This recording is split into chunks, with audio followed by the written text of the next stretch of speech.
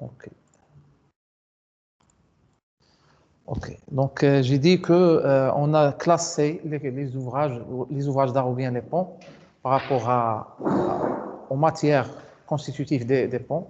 On a différencié les ponts en bois, en maçonnerie, en béton armé, béton précontraint, ou bien en métallique, ou bien en mixte, métal et mixte. Et on a classé les ouvrages d'art par rapport au mode de construction. Donc, on a distingué le premier mode, c'est les ponts construits par cintre sur échafaudage. Le deuxième type, c'est les ponts construits par lançage ou bien par poussage. Troisième pont, c'est par préfabrication, c'est-à-dire on va préfabriquer dans un atelier de préfabrication euh, les, les éléments constitutifs du pont. Et dans une méthode qui est très très élaborée, c'est la méthode par construction par encorbellement. On a vu le cas de pont encaissant par encorbellement en voussoir. Après, on a fait un petit peu le prédimensionnement des ouvrages d'art et on a dit que chaque ouvrage d'art ou bien chaque pont, ça dépend du franchissement. Il y a plusieurs critères avant ça. Pour démarrer le projet, pour démarrer un projet ouvrage d'art, il y a plusieurs étapes. Et parmi les étapes, il y a les 3 étapes qu'il faut absolument et obligatoirement pour chaque projet, c'est l'APS, l'APD et le projet d'exécution. Et entre le projet d'exécution et l'APD, il y a le DCE pour sortir le marché d'exécution ou bien de construction ou bien des travaux des ouvrages d'art. Donc ça, c'est pour les phases. Alors, chaque phase, il y a des choses qu'il faut faire. On a dit que dans la PS, il faut proposer plusieurs variantes. Bien sûr, avant, il faut recenser toutes les contraintes. Après, oui, dans les contraintes et dans les données, il faut recenser c'est quoi les données fonctionnelles. On a parlé un petit peu du profil en long, du tracé en plan, profil en travers. On a dit qu'il faut assurer un petit peu un gabarit. On parle d'un gabarit routier, on parle d'un gabarit ferroviaire, on parle d'un gabarit navigable, c'est-à-dire pour les bateaux navigables, ou bien dans un cas d'un cours d'eau, un PHE ou bien une limite à ne pas dépasser pour le cours d'eau. Ça, c'est pour les données fonctionnelles. Il y a les données climatiques, il y a tout ce qui est vent, tout ce qui est thermique, tout ce qui est gel et dégel, si on est dans une zone avec une présence de neige ou bien de grêle. Donc ça, c'est pour les données climatiques. Et on a passé par distinguer chaque type de pont. Donc on a commencé, donc ici, on a commencé par les ouvrages d'art courant. On a commencé tout d'abord par tout ce qui est qu'on appelle les PICF PIPO, c'est-à-dire les cadres fermés. Et on a parlé de ce qu'on appelle les PIPO ou bien les portiques ouverts. Donc ça, on a commencé ça. Avant, on a fait un petit peu un exercice sur l'implantation des appuis. L'implantation des appuis, ça dépend des travées, ça dépend du gabarit. Donc on a parlé un petit peu des généralités, mais dans ce chapitre, on va préciser chaque type de pont et c'est quoi les limites de chaque pont, c'est quoi les limites des travées, c'est quoi les limites de gabarit, pour un petit peu faire la différence des variantes. Pour choisir une variante, il faut bien évidemment savoir le domaine d'emploi de chaque variante. Donc, on a commencé par les portiques ou bien les cadres. Et qu'est-ce qu'on a dit? On a dit que pour les portiques, donc on a parlé des éléments constitutifs. Les éléments constitutifs, c'est les pieds droits, les traverses, le radier, les murs en retour ou bien les murs voiles qui retiennent les sols. Et on a dit, donc ça, c'est la chose la plus importante, c'est le domaine d'emploi. Alors, on a dit, c'est pour un sol, les cadres, généralement, on peut les utiliser jusqu'à 8 mètres, jusqu'à 12 mètres. Et au-delà, il faut penser à une solution portique. Et on a parlé un petit peu des élancements. Donc, je pense, les élancements.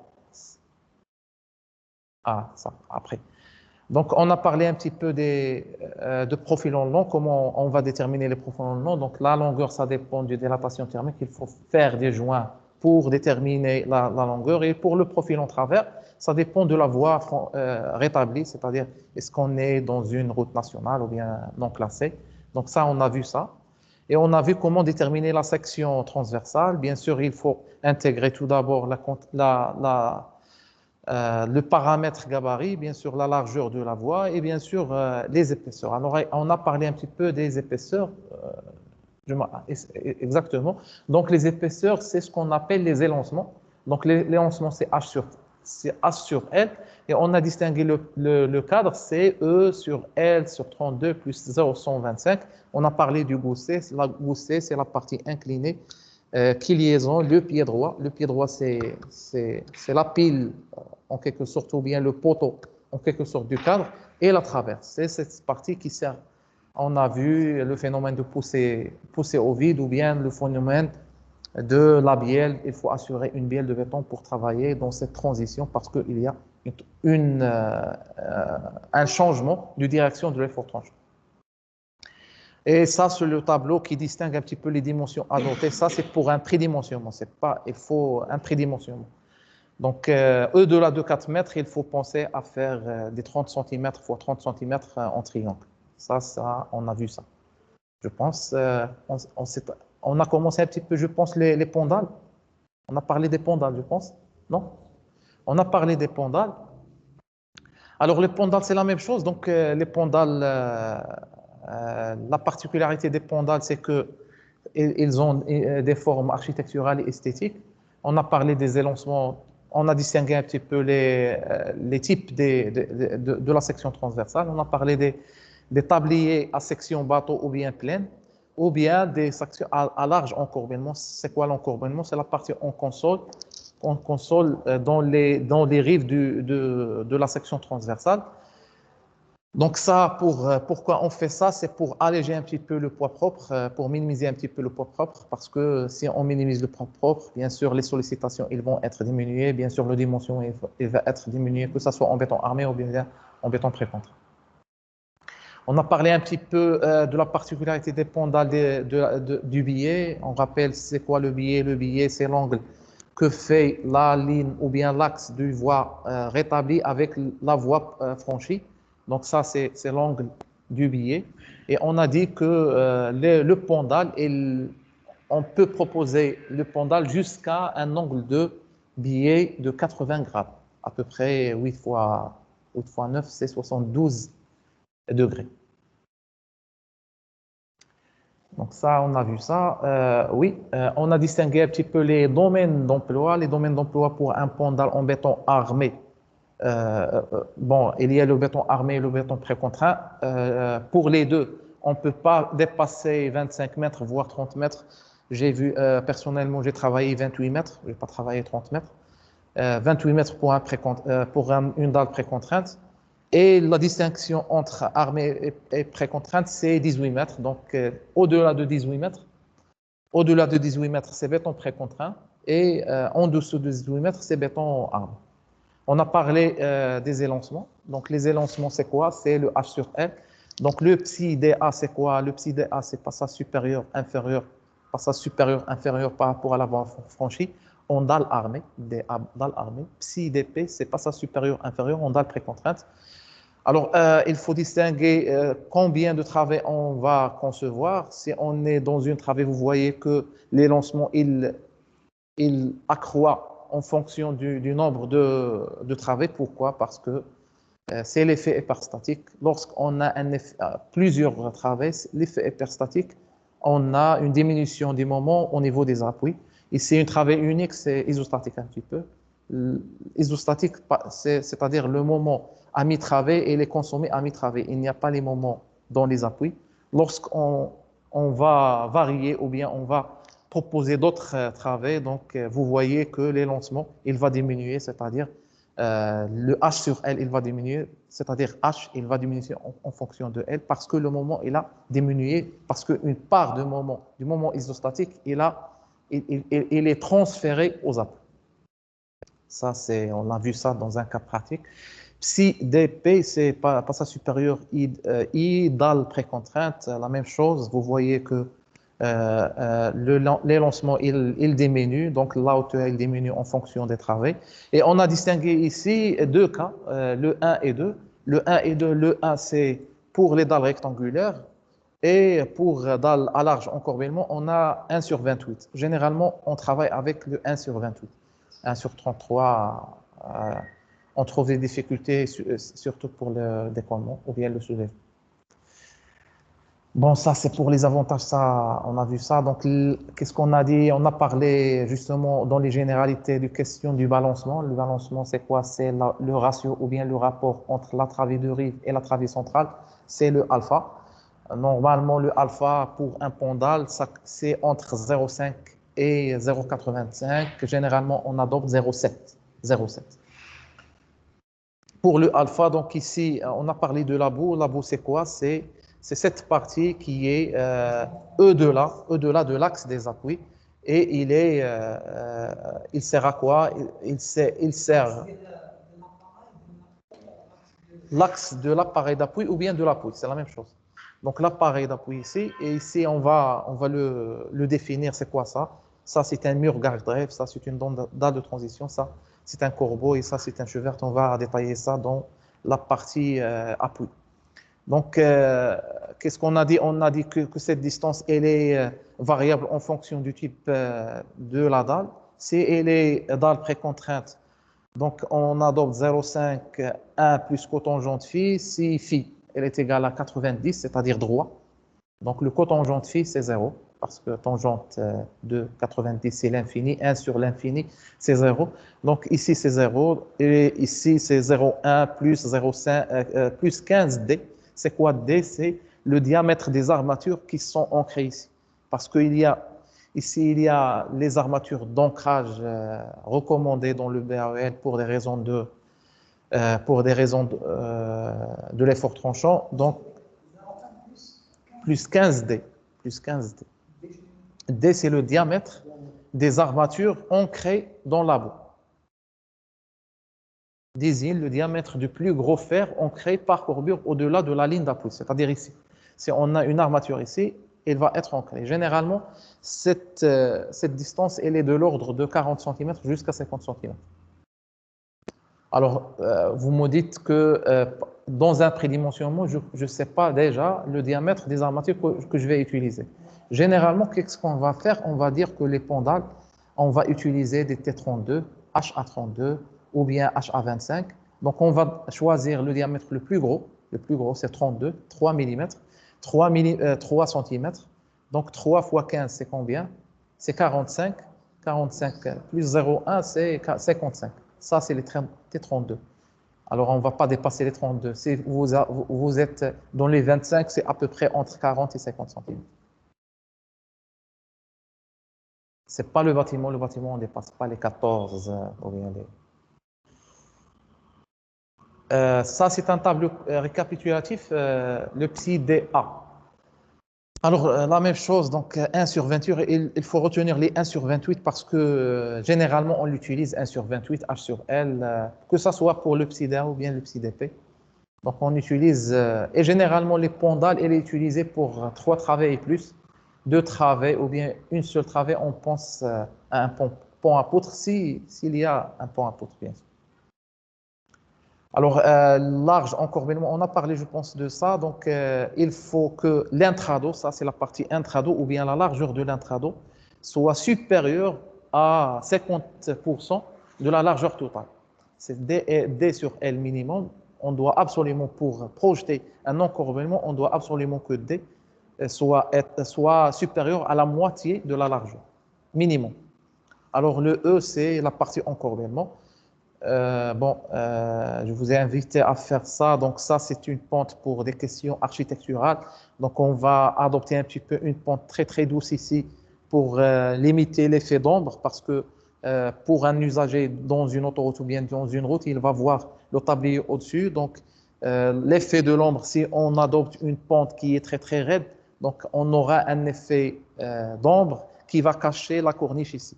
Donc ça, c'est pour des parties architecturales et paysagistes.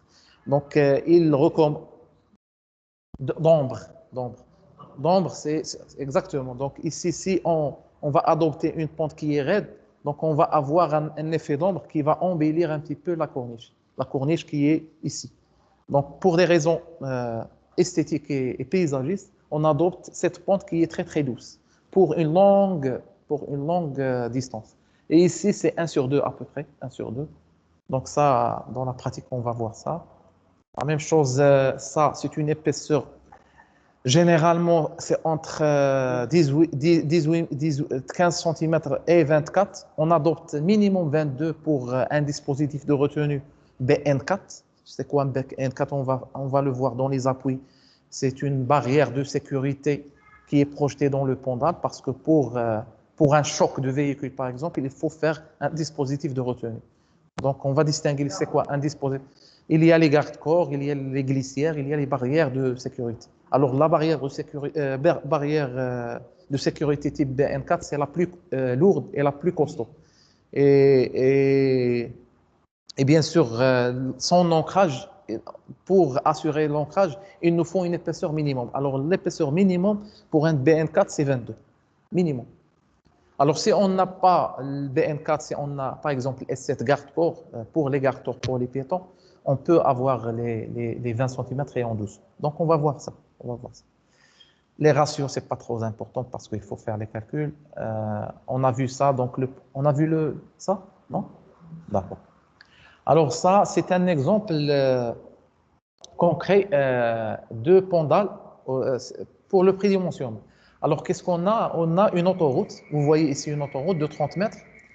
Et on a un franchissement de 10 mètres ici. Vous voyez ici le 10 mètres. Donc, considérons une plateforme autoritaire horizontale de 2 x 2 de 30 mètres de largeur qui passe au-dessous d'une voie nationale de largeur totale de 10 mètres, 7 plus 1,50 x 2. C'est quoi 7? C'est la largeur roulable. 1,50, c'est la largeur du trottoir. On va voir. OK. OK.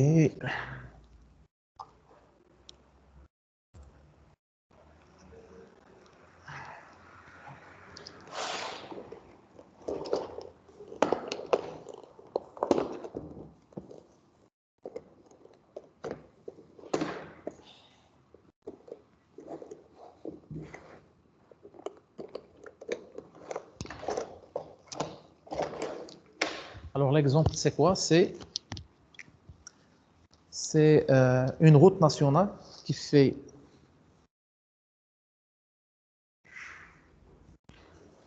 un trottoir de 105 cm. Ça, c'est un trottoir.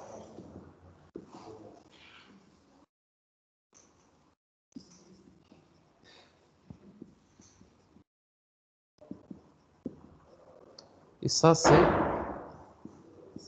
7 mètres.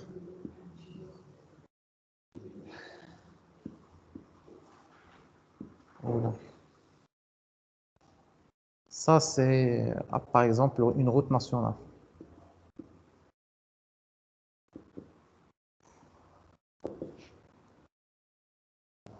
Distance totale de 10 mètres. Alors ça, c'est l'exemple.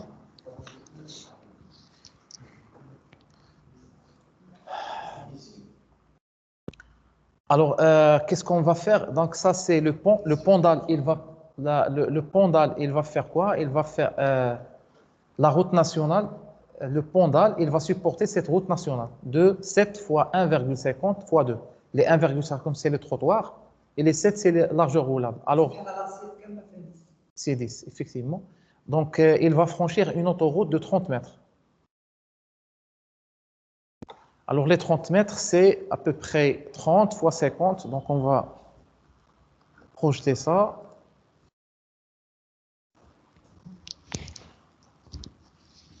Alors, c'est une autoroute.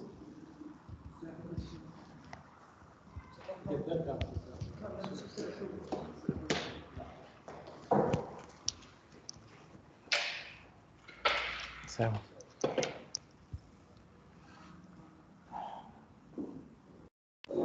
Alors, ça, c'est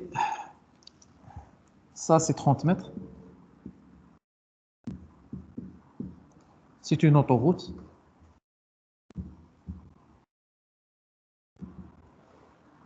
Et ça, c'est entre ça et ça, c'est 50 mètres. Bien sûr, il y a ici un TPC. Et on veut faire un ouvrage d'art de ce point à ce point. Terrain plein centre, effectivement.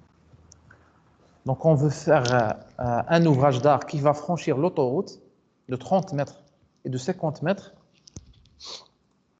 Ça, donc, c'est le TPC, il fait 5 mètres, la voie, 2 voies plus bande d'arrêt d'urgence de 2 à peu près, avec une pente de 1 pour 1, donc 30 mètres. Donc, je fais reporter ça, 10 mètres. Ça, c'est 3 mètres. 5 mètres, je pense. Et ça, c'est 10 mètres. Et ça, c'est 10 mètres. Alors, on veut faire un ouvrage d'art. Un ouvrage d'art qui est...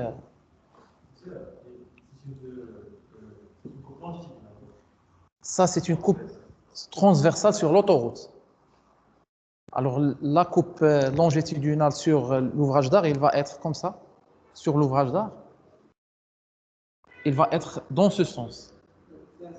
Donc, on doit définir tout d'abord quoi? L'implantation des appuis, tout d'abord. Il faut définir, on a vu dans l'exercice qu'on a vu, ça on va le considérer droit, c'est pas biais, c'est biais. Donc ça. Alors, le gabarit, bien sûr, minimal, on ne va pas l'utiliser dans cet exemple, mais on va utiliser seulement la question du pondal. Qu'est-ce qu'on a du pondal pour un béton armé? On ne va pas dépasser combien de travées? La longueur de travée? Non. 18 mètres.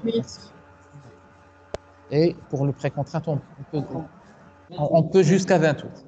On peut jusqu'à 28. Donc les 50 mètres, comment on peut les disposer ou bien les répartir? Supposons pour un pondal en béton armé.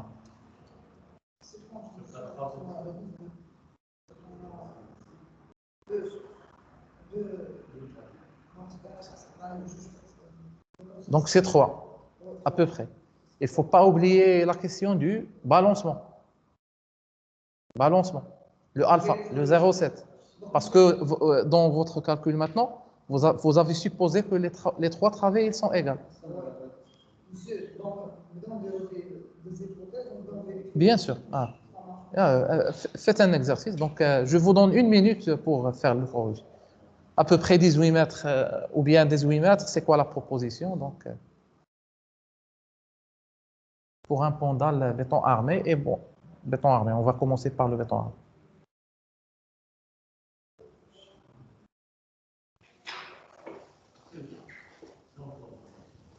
Le demander, c'est quoi? C'est faire une répartition du 50 mètres, ou bien 50 mètres ou bien plus, parce qu'on peut dépasser les 50 mètres pour rentrer dans le domaine d'application du pondal.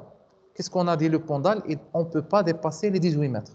Donc, entre appuis, on ne peut pas dépasser les 18 mètres. Le balancement, non. Qu'est-ce qu'on a dit? Le balancement, c'est les travées de rive. Par exemple, parce que si je réponds, donc je vais donner la réponse. Donc je donne 1 minute et on va corriger ensemble. Monsieur, Oui, oui. si on donne un répartissement de 10 pour les travées de rive ou 15 pour les travées de intermédiaires. Alors, non, c'est combien de travées? 4. 4 travées. Donc, oui, c'est ma solution, ça. Donc, ça, c'est ma solution. Merci pour cette solution. Donc, ça, c'est une solution. Oui. Donc, la solution, c'est si on adopte. Alors, on va faire ça dans le tableau. Alors, si on a 15 mètres, on va adopter que la travée. On va commencer par la longueur de travée centrale. Elle est égale à 15 mètres. L de travée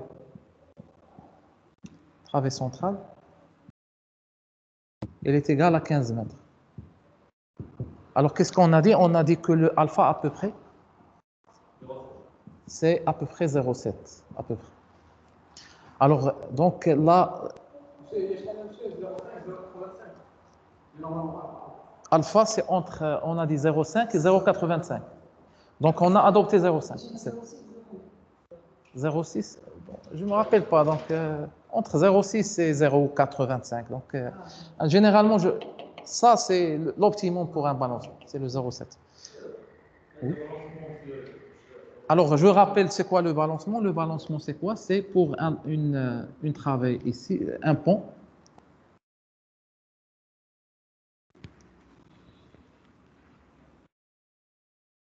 Généralement, pour les ponts de plus de 3 travées, on va adopter un L qui est ici L inférieur,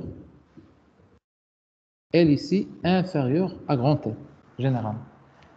Et le balancement, donc, c'est le alpha qui est inférieur à 0, inférieur à 1, qui est égal à quoi? Petit L sur grand L. Ça, c'est les travées de rive. Donc ici, c'est la même chose. Donc ici, on a petit L, et ici, c'est grand L. À 3 travées et plus, on va adopter ça. Et on a dit la raison, c'est quoi? C'est quoi la raison?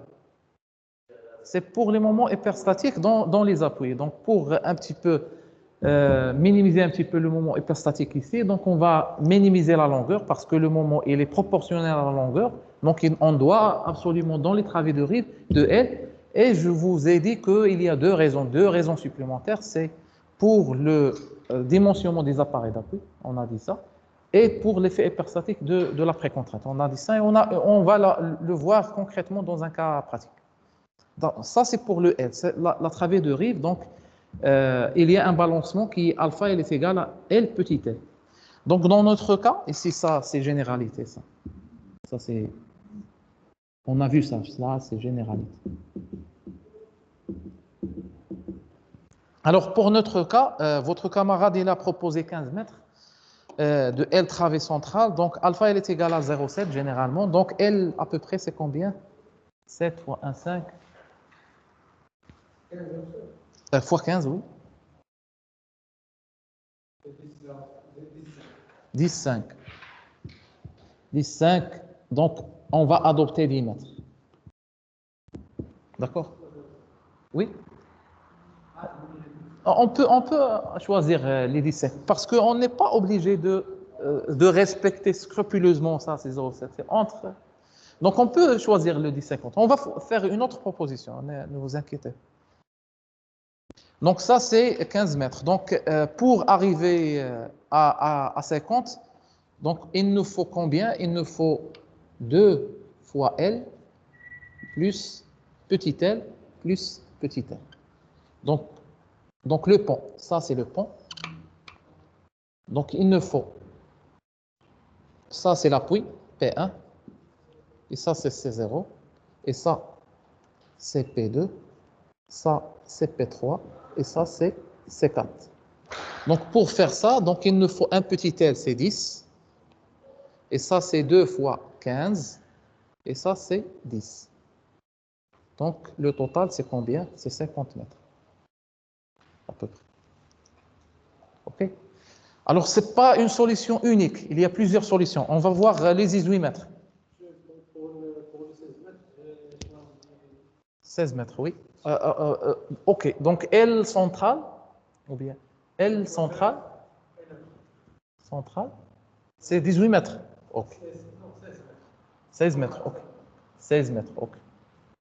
Alors, le alpha que vous avez choisi, c'est quoi? Le reste, vous avez choisi combien de travées? 16, 4 travées, 16 fois 16 et 9. Donc 9. Donc on va voir, donc 9 sur le petit L, c'est 9 mètres. Donc alpha, c'est combien? 0,5 fois 0,56. 0,5 fois 16, c'est 9 sur 16, c'est combien? 0,56. 0,56, oui. On peut faire ça. Donc, il est supérieur à 0,5. Bien sûr. Mais pour un dimensionnement optimal, il ne faut pas dépasser 0,7. Ça, c'est valable, mais avec des difficultés, surtout pour le ferraillage. Mais c'est valable, c'est valable. On peut le proposer. Donc, votre camarade, donc 9 fois 2, plus, c'est pas 9 fois 2, pardon. Monsieur, Pardon, c'est pas 9 fois 2, c'est 16 fois 2. monsieur, Fois 2, plus 9, plus 9. monsieur, Donc, il va faire, oui, ça c'est monsieur, un appui. Ça, c'est un l'épaisseur appui. des Ça, travées, c'est un monsieur, appui. qu'un Ça, déroulé. c'est un appui. Et ça, c'est... Est-ce que vous arrivez à m'entendre? Oui, مزيانة أستاذ. بغينا نعرفوا غير l'épaisseur, monsieur, كيفاش غادي نديروا ليه. L'épaisseur, on va le voir par la suite. Maintenant, on commence par la répartition des appuis, tout d'abord. Oui, monsieur, je sais. OK? Ça marche. Oui. Grand L, effectivement. Non, ça, c'est grand L. Oui.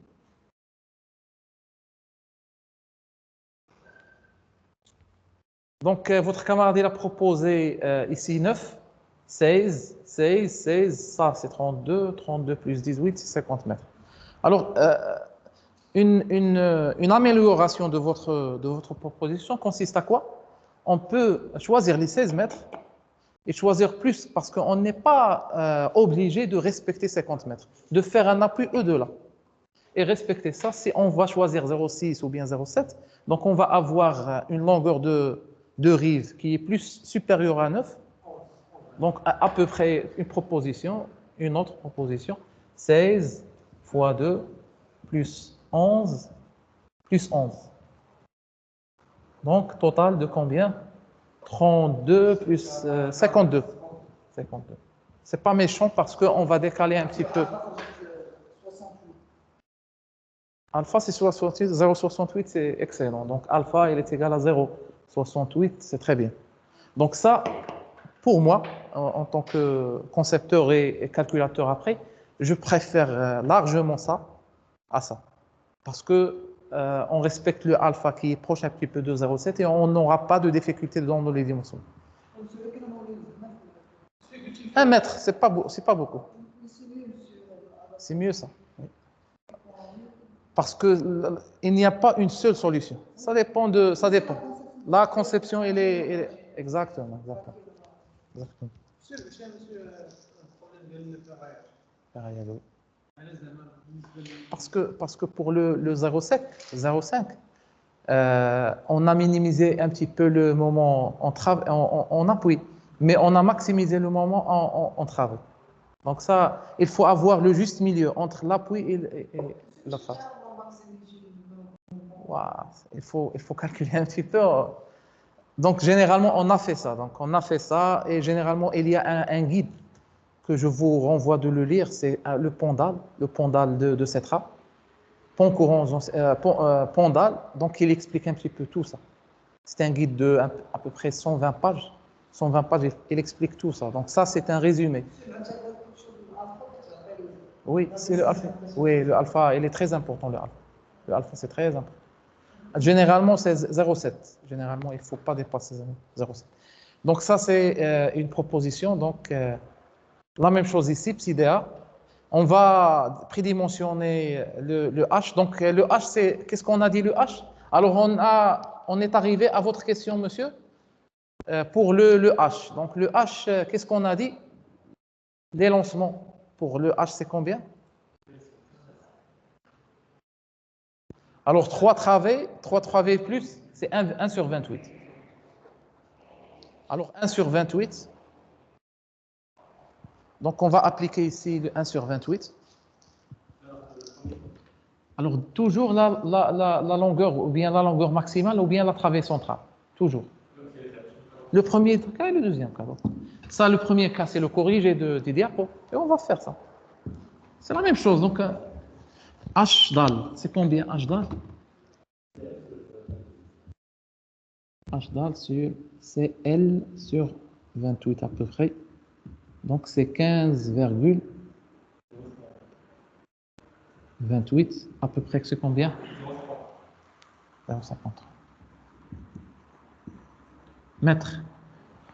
On ne va pas choisir 0,53. Il faut penser coffrage, il faut penser des dimensions qui sont arrondies pour justement les facilités d'exécution. Donc, on va adopter ou bien 0,55 ou bien 0,60. Ça, c'est un prédimensionnement, c'est pas un prédimensionnement. Donc, ou bien 0,55 ou bien ça. OK? Il faut penser à des chiffres arrondis. 1 sur 20, donc 15 sur 28, 0,53. Donc 0,55, c'est bien. Alors si on a 0,6, c'est bien parce qu'on est sécuritaire. On a ajouté 5 cm. Alors ici, qu'est-ce que la solution ici, c'est 0,55. Vous voyez ici, c'est 0,55. 0,55 pour le milieu. C'est au milieu. Elle est constante. Alors elle est constante. Elle est constante du bout en bout, dans toute la largeur. Alors l'autre question, qu'est-ce qu'on a dit? On a dit l'encorbellement. Alors l'encorbellement, c'est quoi? L'encorbellement, c'est qu'est-ce qu'on a dit? On a dit que le D, il doit être supérieur à la moitié de la largeur totale. Alors la largeur totale ici, c'est 10. On peut choisir 5. Dans notre cas, on a choisi 7 mètres. Donc, il nous reste combien? 1,50. 1,50. Alors, pourquoi 7?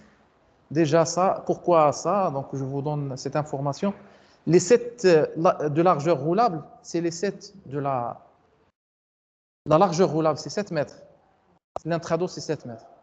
Donc, juste ça, c'est des astuces pour avoir la largeur parce qu'on a ça, la dalle pleine.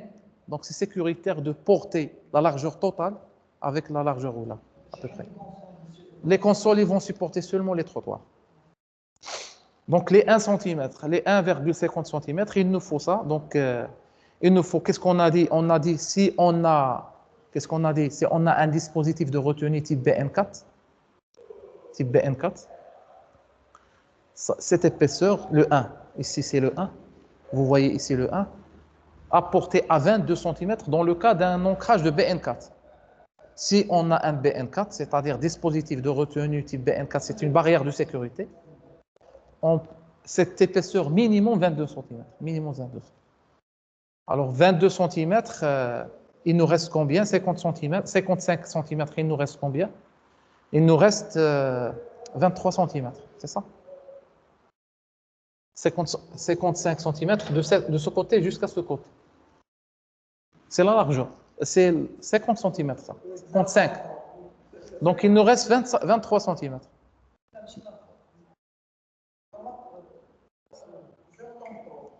33. Il nous reste 33 cm. Donc, 33 cm, il faut choisir une pente qui est très douce. Qu'est-ce qu'on a dit ici? La pente, c'est combien? C'est 1 sur 20. Alors, 1 sur 20, oui. Alors, généralement, ça, c'est une astuce parce qu'il y a plusieurs solutions parce qu'on peut se limiter ici, on peut se limiter ici. Il y a plusieurs possibilités. Plusieurs possibilités de se limiter. Généralement, qu'est-ce qu'on fait? Les 0,33 qu'il nous reste. Non, les 0,33, on va les compter ici parce que ici, c'est une pente de 1 sur 2. Donc, on va garder les 0,33 et on va avoir les 1 sur 2 ici pour avoir ce point. Les restes, on va le faire. Donc, on va faire les 0,33, on va les projeter ici, faire le 1 sur 2, donc les relier. OK? Donc ça, c'est pour le large encorbellement. Alors, le même exercice, c'est pour la dalle précontrainte. Alors, la dalle de précontrainte, c'est quoi la limite de la dalle de précontrainte? C'est 28 qu'on a dit, ou bien, OK, ou bien 25. Vous limitez de 25. Donc, 28, c'est 25, c'est le maximum. Oui. Voilà. J'ai donné ça. Donc, je vous ai donné ça, non? Dans PDF. En PDF. 3, donc, je vous donne ça dans la clé. Okay. Alors, on va faire, s'il vous plaît. Oui. J'ai donné ça à l'administration maintenant. Il faut. Si, donc, ok.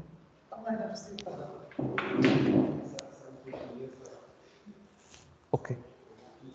Alors, s'il vous plaît, si vous êtes, vous arrivez à m'entendre, vous faites l'exercice pour un pondal précontrainte.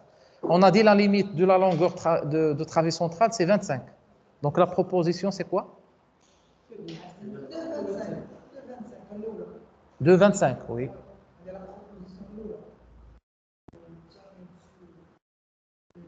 On n'est pas obligé de faire 25, on peut faire 15, non, 15 non. Jusqu'à 18 mètres ou bien 20 mètres, on peut faire le pondal. Parce que le pondal en béton précontraint, c'est une solution améliorée de la dalle armée. Donc 20 ou bien 22 ou bien 20. Donc on peut faire tout.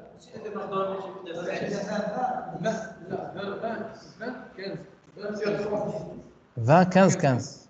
20, 15, 15, combien? Oui, 15 sur 20, c'est combien? 0,75. Exactement. Exactement. On peut faire ça. 3 travées de 15, 20, 20. Donc la proposition qu'on a faite, c'est 25, 25. Alors 25, qu'est-ce qu'on a dit? Les lancements H sur L, c'est combien? C'est 1 sur 28. 1 sur 28. Donc 1 sur 28, ça. 2 travées, 1 sur 25. 2 travées, c'est 1 sur 25. Non, non, non, c'est 2 travées. C'est 25. Parce que 2 travées. Donc c'est 1. Alors ça, c'est 1 mètre. Donc le 7 mètres, la largeur, c'est la même chose. Donc la largeur pour un pondal béton armé ou bien prêt-de-contact, c'est la même chose. Il n'y a pas de spécification parce que la spécification, c'est seulement H sur L pour la vanne. Pour la largeur, c'est 7 mètres, c'est la même chose. Vous voyez ici, c'est la même chose. C'est la même chose. Donc les 7,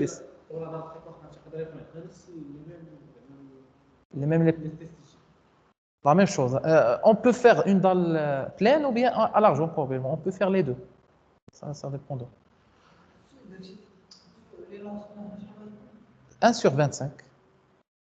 1 sur 25. 2 travées. Parce que 2 travées. En large, en corbelle. Oui. Comment? C'est pas une solution optimale. C'est faisable, mais c'est pas une solution. Vous avez des complications de dimension. On a fait 28. Personnellement, j'ai fait 28 avec des complications de précontrainte. C'est quoi les complications de précontrainte? Dans mon exemple, c'est par rapport au nombre de câbles, par exemple. Parce que les 28, le moment longitudinal de 28, c'est plus important. Donc, j'aurais dû faire plus de câbles que 25. Donc, ou bien, pour une largeur qui est étroite, ou bien de 10 mètres, ou bien 8 mètres, ou bien 7 mètres, donc je peux avoir une précontrainte ou bien une dimension de précontrainte qui est très importante. Par exemple, généralement pour les pondales, on choisit des câbles de 12 T15. 12 T15, c'est quoi? J'ai parlé de T15, les torrents T15. Donc le câble, c'est un assemblage de plusieurs torrents. Généralement pour le pondal, on utilise les 12 T15, les 12 torrents de T15. Alors pour les 28, parce que le moment il est très important et parce que la largeur n'est pas suffisante, on peut avoir les 12 T15 ne suffit pas. Et il faut choisir une autre unité. Par exemple, les 19 T15. Alors si vous choisissez 19 T15 par exemple, vous aurez des problèmes, par exemple des efforts concentrés. Parce que lorsqu'on applique une précontrainte, on va appliquer un effort concentré. Et bien sûr, le dimensionnement de cette partie, il est géré dans le BAEL, dans l'annexe E3. Donc, ça a des complications de calcul. Alors, ici, c'est des bonnes pratiques. Il vous conseille. Alors, vous êtes ingénieur, vous pouvez faire un autre choix, mais vous assumez votre choix par rapport au dimensionnement et par rapport aux conséquences. Donc, ça, c'est pour des choses ou bien des solutions ou bien un dimensionnement optimal, tout simplement.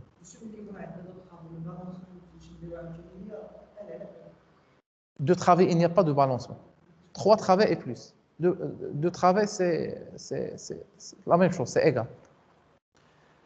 Ok, on va passer ça donc. Parce que le L, c'est plus important. Le L, c'est 25. Ici, c'est 25 et ici, c'est 15. Parce qu'elle est proportionnelle à L. Alors, des images, ça, c'est une image des pendales avec cintre. Alors, 4 travées ici. Généralement, on utilise 4 travées dans les autoroutes. 4 travées. 4 travées. Il a une mensure ici, c'est la corniche ici. Ça, c'est un mur en retour. On va voir ça à l'éculé. Les murs en retour. Ici, c'est le garde-corps. Il est posé. Bon, ça, c'est des images. OK. On va passer au point à poutre. Alors, le point à poutre, c'est quoi? Le point à poutre, le tablier est constitué des poutres longitudinales. Des poutres longitudinales. En béton armé généralement, ou bien préfabriqués. Donc, on peut les préfabriquer ou bien les couler sur place. Généralement, on les préfabrique pour gagner du temps, pour question de coffrage qui est très, très soigné. Donc, généralement, on préfabrique les poutres. Solidarisées par des entretoises, on travaille sur appui et par une dalle supérieure. Alors, ici, qu'est-ce que je vais faire pour les définitions des noms? Donc, ici, c'est bon?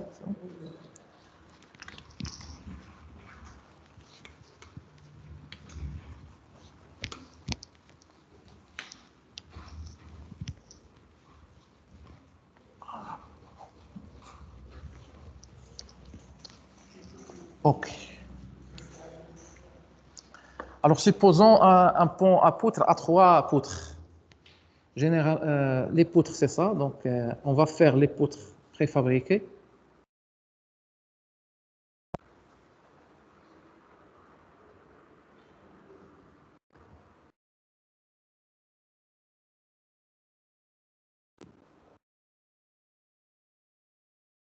Même chose.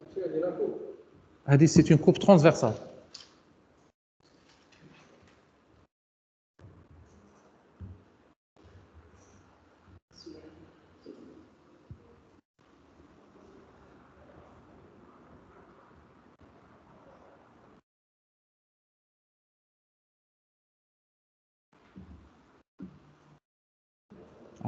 D'accord. Donc ça, c'est la poutre. Alors pour constituer le tablier, il nous faut un ourdi ou bien une dalle supérieure. Alors la dalle supérieure, il couvre pour constituer le tablier. On a deux possibilités. Soit un ourdi ou bien une dalle de couverture qui est intermédiaire, on peut faire ça.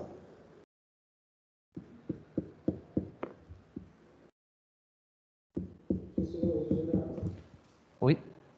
Ou bien, une autre proposition, c'est au-dessus de la table de compression. Alors, pour le jargon ou bien les définitions, pour la poutre, alors ça, on l'appelle talon. Alors ça, on l'appelle âme.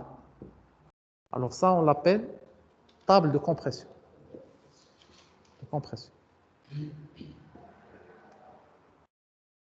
Table de compression. Ça, c'est. Alors, on peut faire ce qu'on appelle l'ourdi. Ça, c'est l'ourdi. Ou bien dalle de couverture.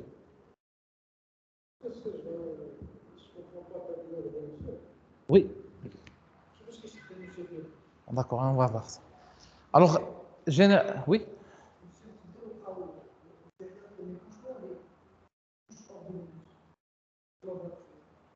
Ici. Alors, il nous faut. Non. Généralement, il faut économiser un petit peu parce qu'il faut. Ça, c'est un non-trax. Ça, c'est un non-trax. En non-trax. Généralement, il faut économiser un petit peu parce que parce que vous avez une largeur totale, vous avez intérêt à minimiser le nombre de poutres. Si vous faites la proposition de juxtaposer les poutres, vous aurez un nombre très important des poutres. Et on n'aura pas besoin de ça. L'anthrax, on va le voir par la suite, ça, il y a les limites pour limiter un petit peu le nombre de poutres. Alors, il y a deux propositions. Ou bien un ourdi intermédiaire, ici c'est intermédiaire. intermédiaire, ou bien comme ça. Ça, c'est une autre solution. Je fais ça. Solution, ça c'est solution 2, et ça c'est solution 1. OK? On peut faire ça, et on peut faire ça. Récemment, on n'utilise plus ça, le premier. On utilise au-dessus. Alors, je reviens à votre question. Pour faire ça, donc, on va laisser des attentes ici, dans les poutres préfabriquées. Oui.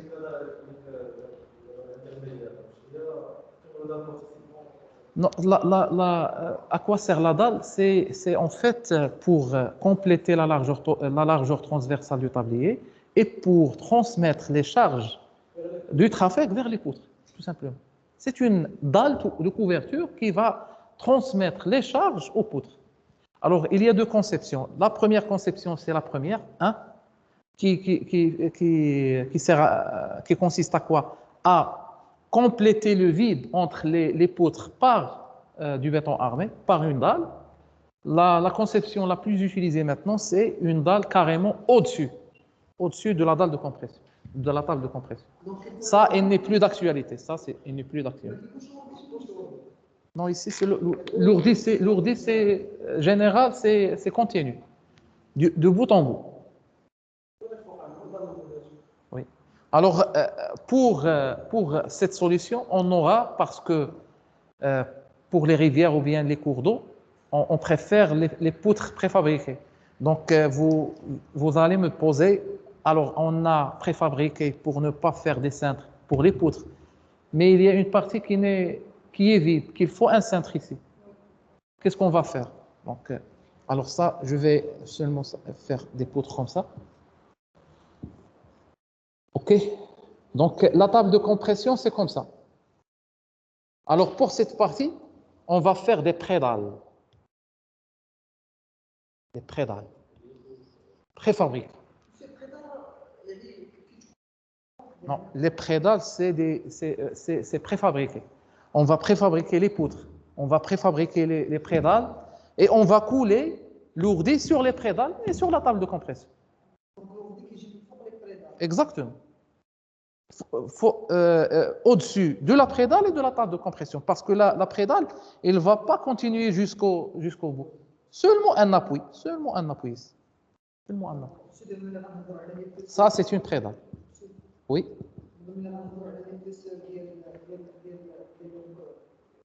L'ourdi. Les poutres, oui. Le tablier. Vous parlez de tablier ou bien la poutre? La poutre, c'est ça. Oui. 0,5 quoi? Oui. Non, c'est au-dessus de la poutre, de la table de compression. Les prédales, la prédale, c'est au-dessus. Il va être appuyé sur la poutre, sur la table de compression. C'est pas le même, c'est une niveau supérieure. Oui. Liaison directe, c'est-à-dire un appui, on va... Non, c'est pas un appareil d'appui. Il y a un ferraillage qui va liaisonner l'ourdi avec la prédale. Il y a un ferraillage. Il y a des ferraillages ici, des cadres. Il y a des cadres. Non, on va voir ça.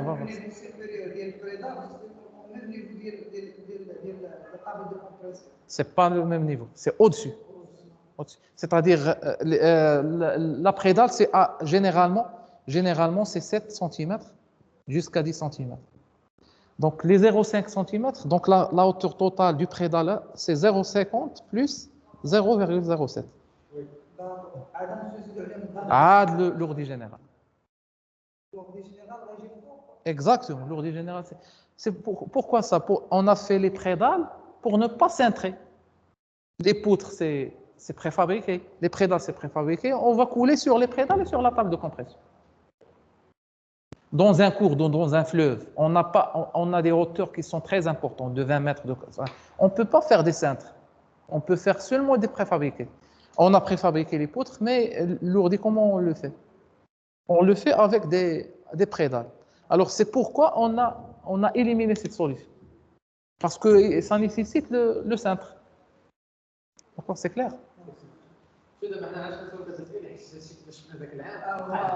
Ah, d'accord. Alors, merci pour l'entretoise. Alors, l'entretoise, c'est en fait c'est des éléments de rigidification ou bien d'amélioration de la rigidité, de flexion et de torsion. C'est-à-dire quoi? Généralement, le tablier en pont à poutre, il n'a pas une rigidité transversale en torsion qui est suffisante. Donc, pour avoir cette résistance ou bien cette inertie en torsion, on va prévoir des entretoises. C'est quoi des entretoises? Alors, les entretoises, c'est des éléments. Donc, si je fais... Alors, ça, c'est une vue en plan. Ça, c'est une vue en plan. D'accord? Alors, là, ça, c'est l'ourdi général. Ça, c'est l'ourdi général. Ourdi général. Alors, les poutres c'est comme ça. Donc, je vais représenter seulement l'âme. Seulement l'âme. Je vais couper ici. A. OK? Ou bien au-dessus. Pardon, pour voir l'ourdi. OK, donc ici, l'âme, c'est comme ça. L'âme. Bon, on va voir que elle va être variable. Elle va être variable,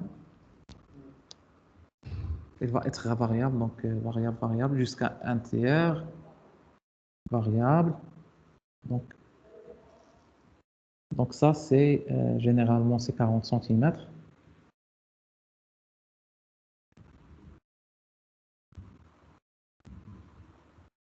Ça, c'est la première poutre. La deuxième poutre.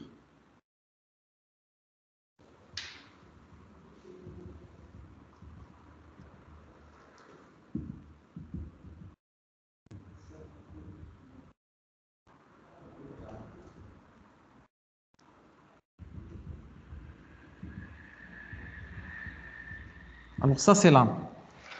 Alors, il y a ce qu'on appelle la ligne d'appui. Ça, c'est la ligne d'appui. Où on va mettre les appuis ou bien les appareils d'appui. Ça, ligne d'appui. Des vues en plan. Ça, c'est une vue en plan.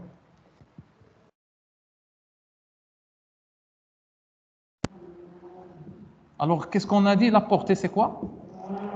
La portée, c'est ça. Ça, c'est la portée. OK? Alors, ça, c'est quoi? C'est la boucle. Merci.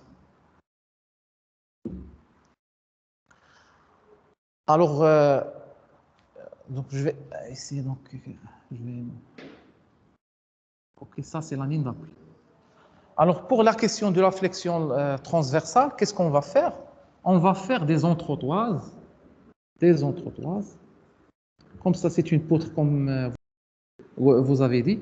C'est une poutre transversale, qui va relier les deux poutres et l'ourdi, bien sûr. Alors, si je coupe ici, ça, c'est l'entretoise. Alors, l'entretoise, elle est composée de deux éléments. Il y a ce qu'on appelle l'amorce de l'entretoise. C'est-à-dire quoi? C'est-à-dire, ici, dans une coupe ici, dans une coupe, alors ça, c'est bébé. Ça, c'est bébé. Alors, comment on va la représenter? On va la représenter jusqu'à ce point. Et on va continuer comme ça. Comme ça. C'est pas le talon, mais merci, mais jusqu'à un niveau supérieur du talon. Niveau supérieur ici. Ça, c'est l'entretoise. Alors, l'entretoise, il y a deux parties. Il y a la première partie, hein, et la deuxième partie. Alors, cette partie, on l'appelle amorce d'entretoise. Pourquoi amorce d'entretoise? Parce qu'il va être coulé au moment de la poutre. Au moment de la poutre, on va laisser la place de cette amorce. Et on va laisser des armatures ici d'attente pour le dos. D'accord? Et il sert à quoi? Il sert à donner la flexion de torsion, on va voir dans le dimension de ce qu'on appelle gaillon maçonné que ce paramètre d'entretoisement, il va être très important pour le paramètre, ce qu'on appelle le θ. Le θ, c'est le paramètre d'entretoisement. Et il y a le paramètre alpha, c'est le paramètre... donc ça, on va le voir dans le CRT. Alors, dans les premières conceptions, c'est la même chose. Donc, on va les faire au niveau des appuis.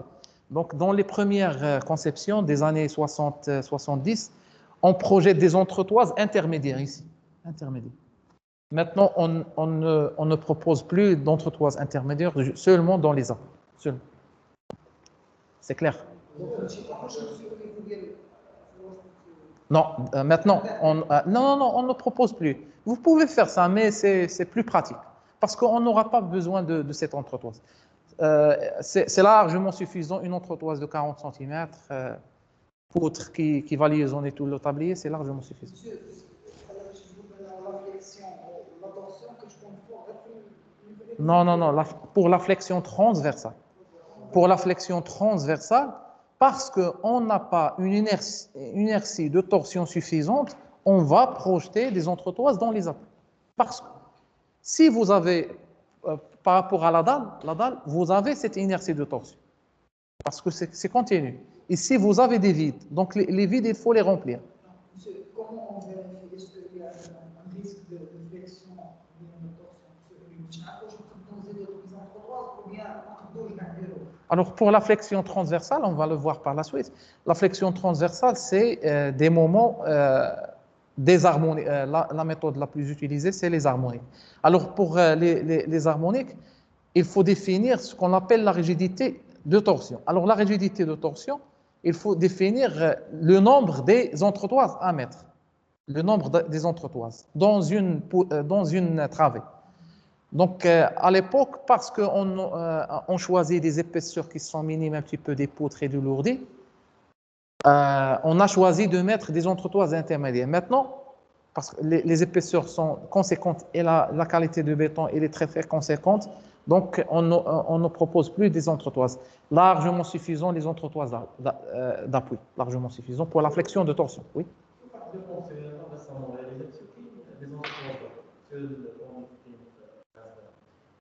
Pont mixte, ça, c'est pas un pont à poutre. Oui, ça c'est une entretoise métallique. C'est pas la même chose. Ça, on parle de pont à poutre en béton armé ou bien béton précontraint.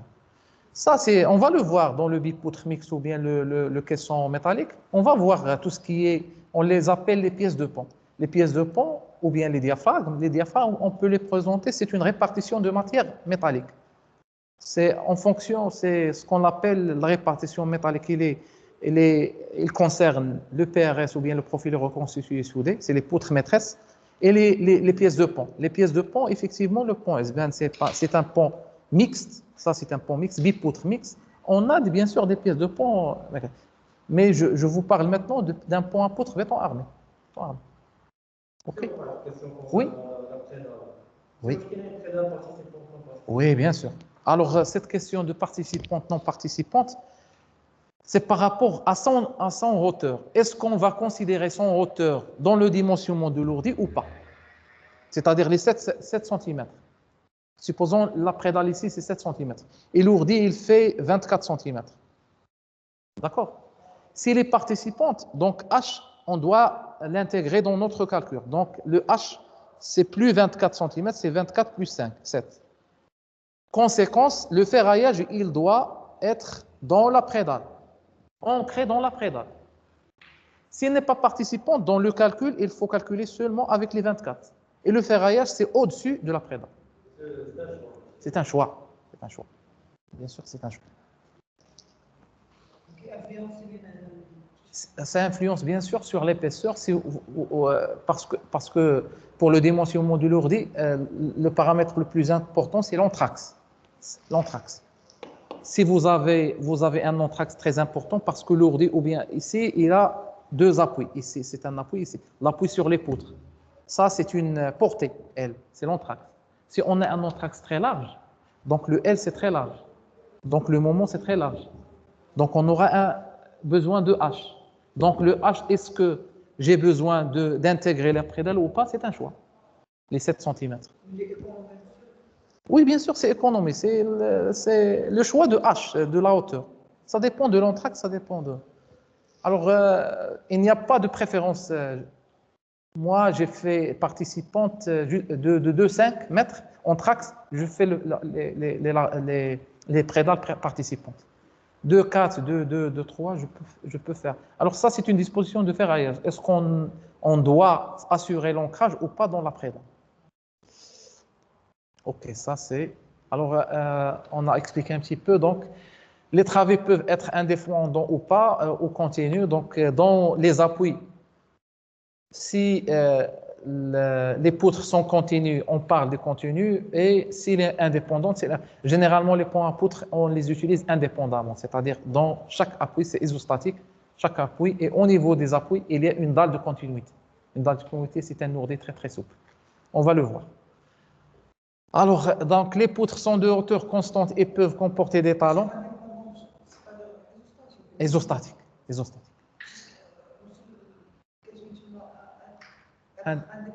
Ou continu. Ou continu, c'est-à-dire dans les appuis continus. فوق. Non, non. Alors, les poutres sont de hauteur constante. Ici, ils peuvent comporter des talons. On a parlé de talons. C'est quoi un talon? Ici, c'est un talon. Surtout dans les cas des travées indépendantes, oui. Les âmes, on a parlé des âmes. Les âmes peuvent être élargies au voisinage des appuis.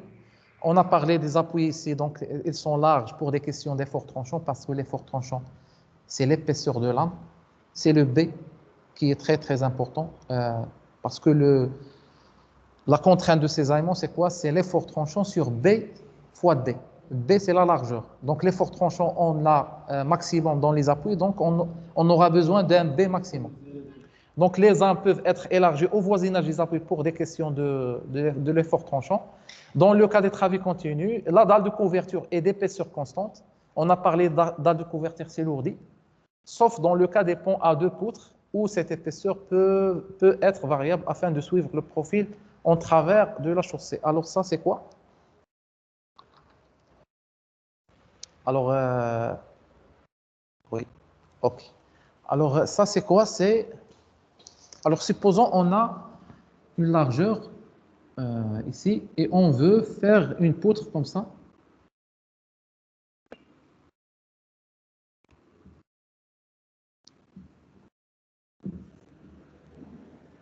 Alors ça, supposons on a deux poutres.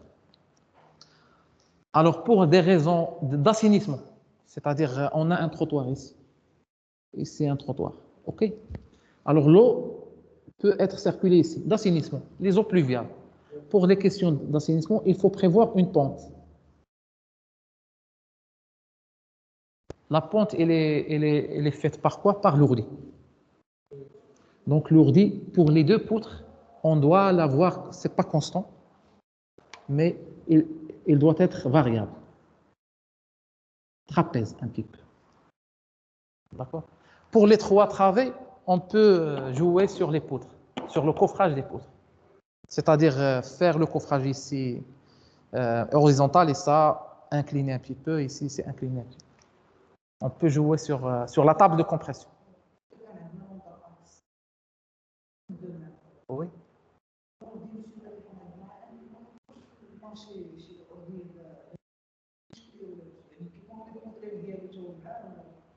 Alors, l'ourdi, c'est couler sur place. C'est pas l'ourdi de... Ah, d'accord. Ça, c'est un abus de langage. Ça, l'ourdi, c'est pas l'ourdi. Non, l'ourdi, c'est... Non, c'est pas ça comme l'ourdi. L'ourdi d'un bâtiment, c'est effectivement les poutrelles ourdies. Donc, c'est quoi l'ourdi? C'est les briques qui liaisent les poutrelles entre autres. Non, c'est pas ça. Non, je sais. Les briques, donc les poutrelles, c'est comme ça. Il y a le brick, comme ça. Non, non, non, non, c'est pas ça. Ça, c'est pour le pont, l'ourdi, c'est pour le pont. Le premier, c'est ça, c'est pas ça. Le premier, c'est l'ourdi du pont. C'est pas l'ourdi ici, c'est les briques. C'est la maçonnerie. L'ourdi, c'est une dalle. Dalle pleine, bien sûr. Les armatures. C'est une dalle de couverture. Non, non, non, non, non, non. Ici, on parle de quoi là? Ici. La dalle de couverture. C'est l'ourdi. Dans le jargon des ponts, vous allez toujours lire l'ourdi, l'ourdi, l'ourdi, l'ourdi, les abacs de ténor, ourdi, ourdi. Ça, c'est la dalle de couverture. Ce n'est pas l'ourdi de les briques.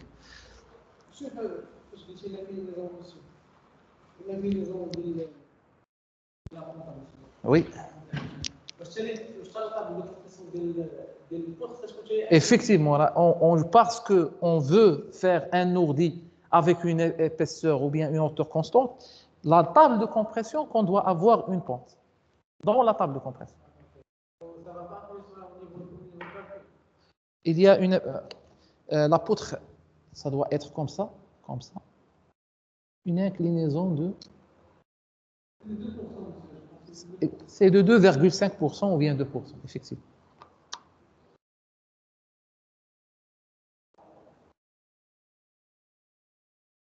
Alors,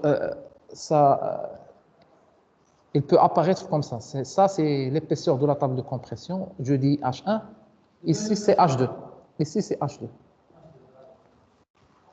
Alors, une pente ici de 2,2%. Incliné. Pour avoir un ourdi constant, ici.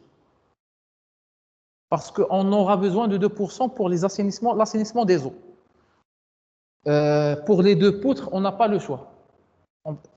Supposons que vous avez fait ça et vous avez fait ça, vous gagnez rien. Donc, dans 3 poutres et plus, vous pouvez faire dans la table de compression. Pour les deux poutres, l'ourdi, il doit être variable. Monsieur. C'est pas visible, c'est pas trop visible. C'est pas trop visible. Monsieur. Oui, monsieur, oui. Monsieur, pour la pente transversale. Oui. Monsieur, شحال كيكون la valeur ديالها? La question c'est La pente transversale, monsieur. La pente à peu près entre 2% et 2,5%. Monsieur, هذيك لا الأخرى longitudinale par rapport à la portée. Ça dépend du calage, du profil en long. Ça peut être... on peut avoir jusqu'au, je dirais, 6% à peu près. Ça marche. À peu près, mais ça, on évite un petit peu dans les ouvrages d'art d'avoir des pentes, de fortes pentes. Donc, dans les ouvrages d'art, il faut un petit peu minimiser un petit peu la pente longitudinale du profil en long. مسيو دابا لا طحنا مسيو لا لقينا مثلا عندنا في التيران ناتورال عندنا مسيو لا ديفيرونس d'altitude entre les appuis ou bien les culées, oui. نقدروا نديروا الكيولي مثلا في جهه طوال من جهه باش نقادوا تجينا Exactement, on peut adapter la culée ou bien adopter une pente qui ne dépasse pas 6% ou bien 5%. Ou bien. Ok. Mais c'est une question intéressante, oui.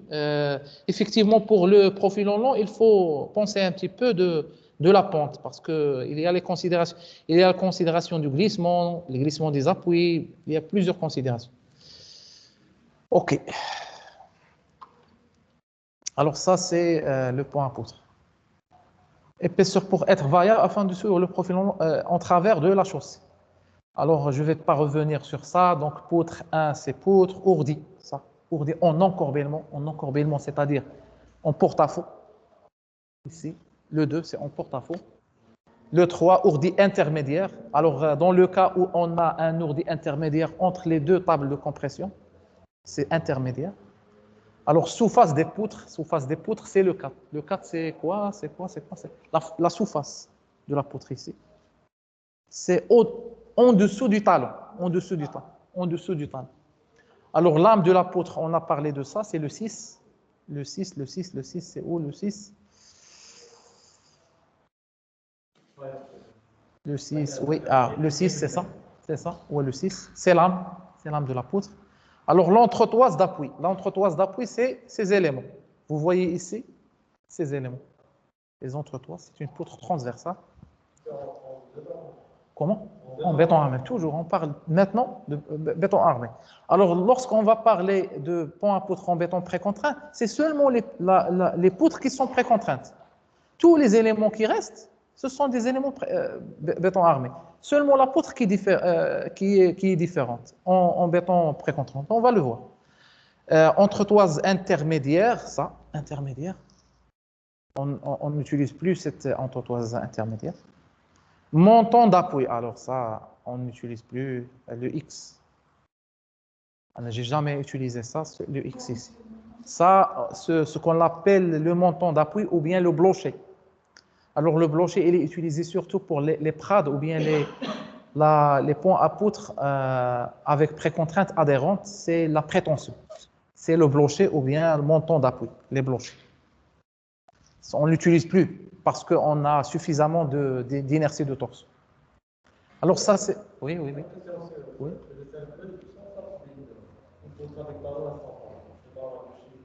Oui, il a plusieurs rôles. Il y a le premier rôle, c'est au niveau d'appui, il faut avoir une largeur suffisante d'appui. Ensuite, pour l'appareil d'appui, pour loger les appareils d'appui, il nous faut une largeur pour loger les appareils d'appui, donc les dimensions des appareils d'appui. Alors, pour la précontrainte, il nous faut de la place pour loger la précontrainte, les câbles de précontrainte. Il y a plusieurs rôles du talon. Ici, c'est une vue en plan qu'on a vue. Donc ça, c'est une poutre constante ici. Donc l'âme, elle est constante. Vous voyez ici l'âme, ça c'est l'âme.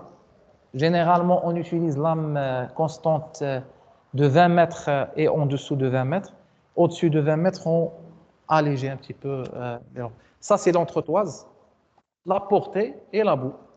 Donc la longueur de la poutre, c'est la boue, plus portée, plus à bout. Ça, il faut le pratiquer. Et lancement à peu près 1 sur 15, généralement 1 sur 15. L'entraxe, c'est entre 2,5 et 4, généralement 2,5, 2,6, 2,7. J'ai jamais fait 3 mètres parce qu'il y a des complications de lourdis ou bien de la dalle de compression, de la dalle de couverture. Épaisseur des âmes constante.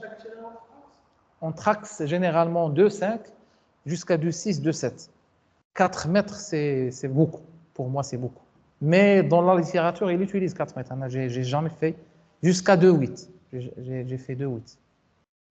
2,8 pour un pont à poutre béton armé. Pour les poutres béton précontraint, on utilise 3,5, 3,7, 3,8. Donc, précontrainte, c'est autre chose. Alors, l'épaisseur des âmes constante, 40 cm pour L inférieure à 20. S'il est supérieur à 20, donc on utilise pour alléger un petit peu le pont, on utilise des entretoirs qui sont épaisses au niveau des appuis et qui sont un petit peu minces au niveau de mitraillé parce que l'effort tranchant, il diffère. La table de compression, on parle de la table de compression de la poutre de 1 mètre, généralement 1 mètre. Le talon, votre question, c'est largeur entre 0,5 et 0,6. Alors, l'ourdi, l'épaisseur, c'est entre 16 et 20 cm selon l'espacement des poutres. Alors, je reviens à vous rappelez tout à l'heure de l'épaisseur où on crée la barrière de sécurité, BN4. Alors, la même chose pour l'ourdi. Si on a un BN4, il faut 22 cm parce que l'ancrage, c'est ici. Donc, il nous faut les 22 cm. C'est toujours le cas. Donc, ça, c'est une question. Je n'ai pas signalé ça, il faut le signaler. L'entretoise, la hauteur des poutres, épaisseur des talons ou 15-20 cm. La hauteur, pour moi, je l'arrête jusqu'à un niveau supérieur du talon, généralement. Et l'épaisseur, c'est entre 20 et 40 cm. Alors, c'est quoi l'épaisseur? C'est cette distance.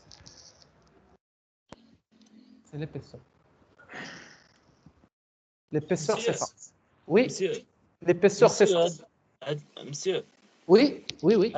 Ad les dimensions, monsieur, mais que dépense la charge. Ça change en fonction bien de sûr, la charge.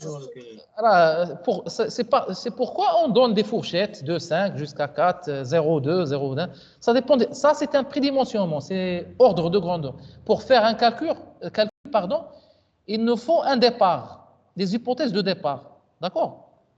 Oui. Donc ici, on vous donne des données de départ pour justement pouvoir démarrer correctement.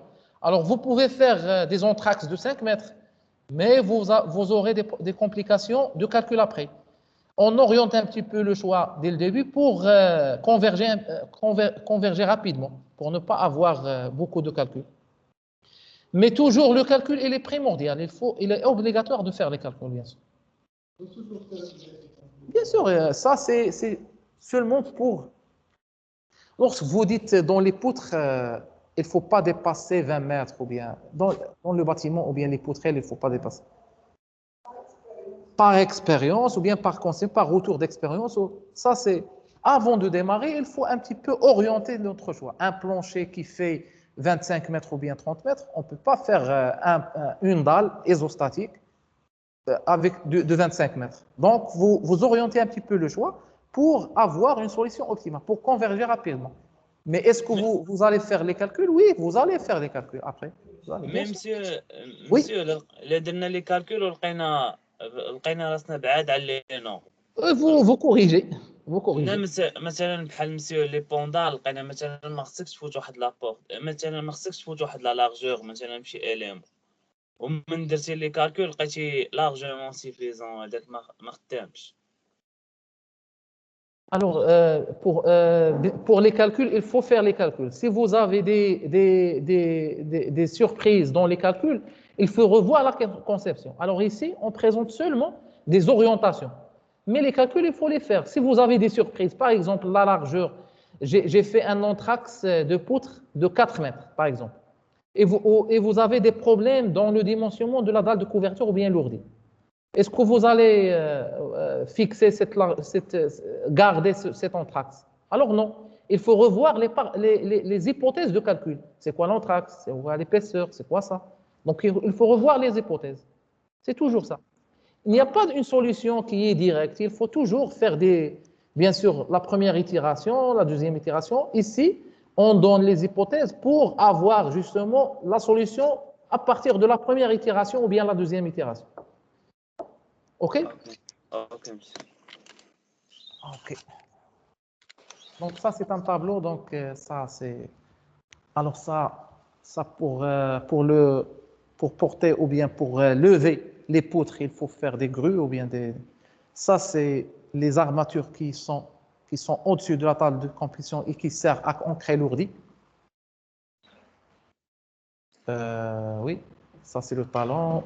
Ça, c'est des cintres. On a fait ici, c'est des cintres pour l'ourdi en encorbellement.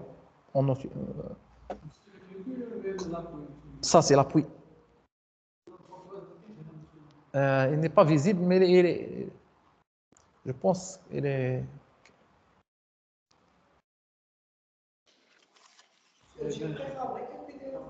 Non, non, il est caché par ce mur. Il est caché. Ça, c'est un mur caché. C'est caché.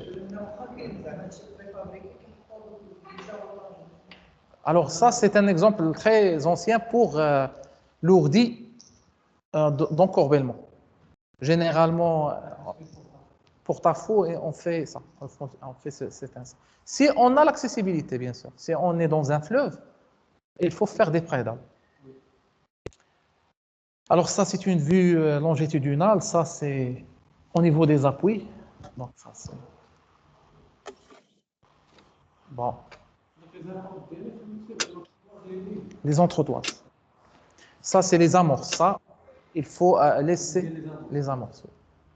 Alors ça, c'est votre question de tout à l'heure. Les armatures au-dessus de la table de compression. Les armatures qui sont au-dessus de la table de compression pour ancrer l'ourdi avec la table de compression. Non, non, non, l'amorce, c'est ça. L'amorce, c'est le 2, c'est ici. C'est l'entretoise.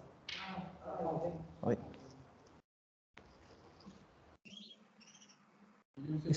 C'est l'amorce. Il faut les plier. Pourquoi ça, il faut les plier. Non, non, non. Il faut les plier parce que, oui, c'est sécurisé, mais pour le levage. Parce qu'on va lever la poutre avec les armatures. Donc, il faut les plier. Et après, on va les replier pour couler l'entretoise. Et ils doivent être en acier doux pour les plier et replier en acier doux. Pour faciliter le pliage. C'est la même chose ici. Ça, c'est la même chose qu'on j'ai dit. Pont à poutre, donc ici, c'est l'entretoise. Vous voyez l'entretoise. Au-dessus, شو ici, هذوك هما لي بريدال اللي c'est les كيبانوا prédales. Merci. C'est les prédales. Les prédales. Oui, c'est prédales, c'est préfabriqué. C'est des pré... ça dépend du poids du levage. Il faut les lever à travers des grues. Donc, il faut avoir, généralement, c'est un calpinage à le faire. C'est entre 3 mètres et 4 mètres. Ça. C'est un poids, c'est un poids. Il doit... Non, le bureau d'études doit penser aux moyens d'entreprise. Si vous faites une prédale qui fait 10 mètres, il n'est pas faisable à l'entreprise. Il n'y a pas une grue qui fait cette prédale. Non, c'est le bureau d'études. C'est le bureau d'études qui fait ça. Le bureau d'études, il doit penser au procédé d'exécution. Bien sûr. On doit proposer une solution faisable. Maintenant, je fais une prédale de pot en bois de 25 mètres. Est-ce qu'il est faisable? Seulement pour la question de la longueur. Est-ce qu'il y a... Exactement. Donc, il y a des considérations de construction qu'il faut penser. Donc, ça, c'est, comme j'ai dit, les armatures de la table de compression. Pardon. Ça, c'est les armatures de lourdi. Ça, c'est les armatures de la poutre qui sort pour lourdi. On n'a pas coulé lourdi ici. On n'a pas coulé lourdi. On n'a pas coulé la dalle de compression. Oui? Oui. Non, la liaison, c'est transversale. Un joint sec entre les deux, un joint sec. Il n'y a pas de liaison, joint sec. Alors, vous voyez l'image qu'il y a un joint sec. Joint sec.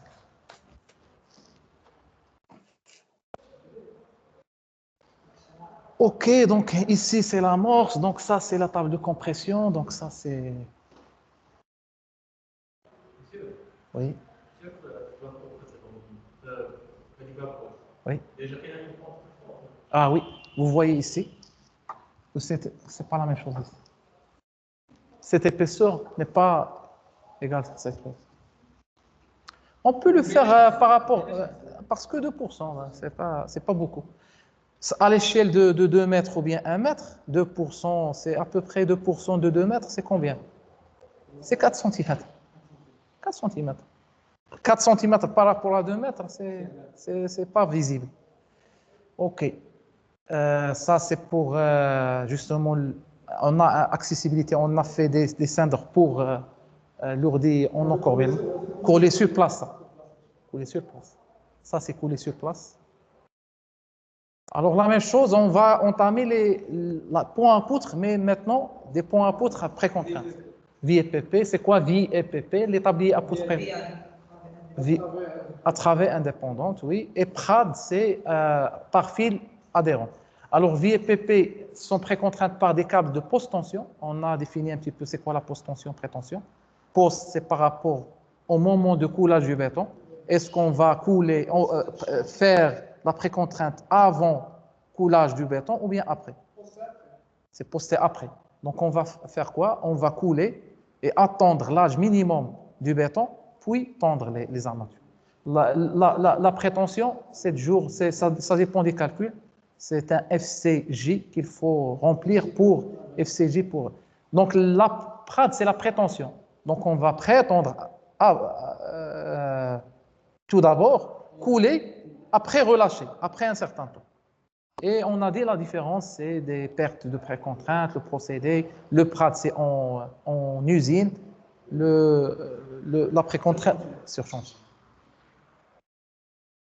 Alors, c'est la même chose, donc des poutres avec ici des entretoises, dalles de liaison coulées en place, poutres préfabriquées. On va préfabriquer et lourdi général. Donc, ici, c'est sur cintre ou bien des prédales, c'est la même chose. La seule différence, c'est la poutre. Alors, la même chose, je ne vais pas m'attarder ici. Donc, béton arme. Donc, la même chose, ici, c'est ourdi général, et ici, c'est ourdi intermédiaire. Ici, on va utiliser les pédales. Ici, c'est le cintre. Alors, les membrures, ça, c'est membrure supérieure ou bien table de compression. Lame, talon.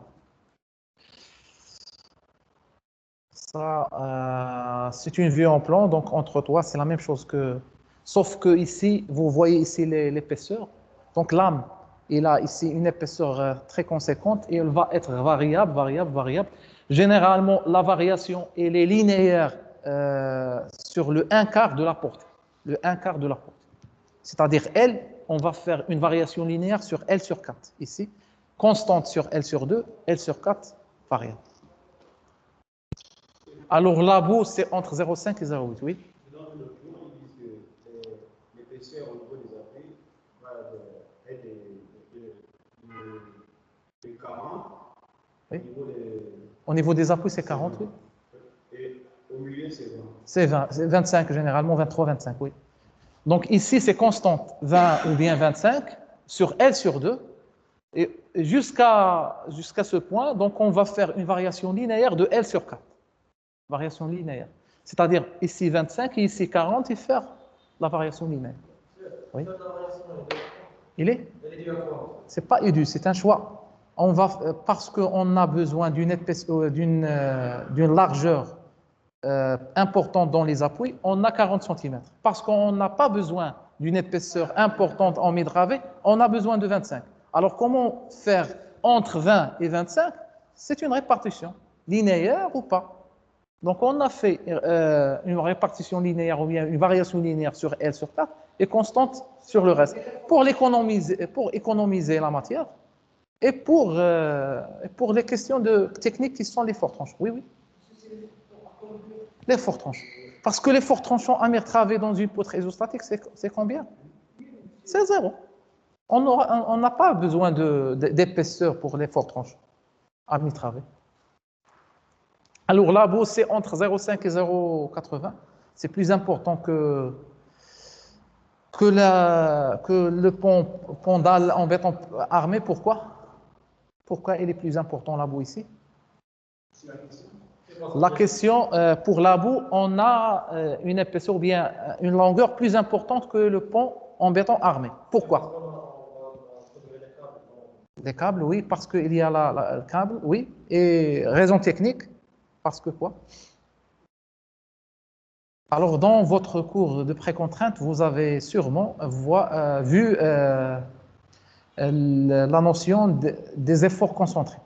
Alors, les efforts concentrés, non.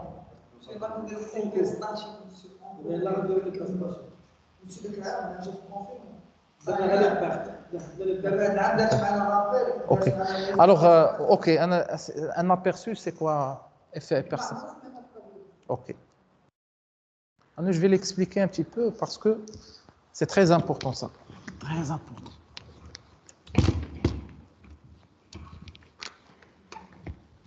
Alors, pour un profil en long de la poutre,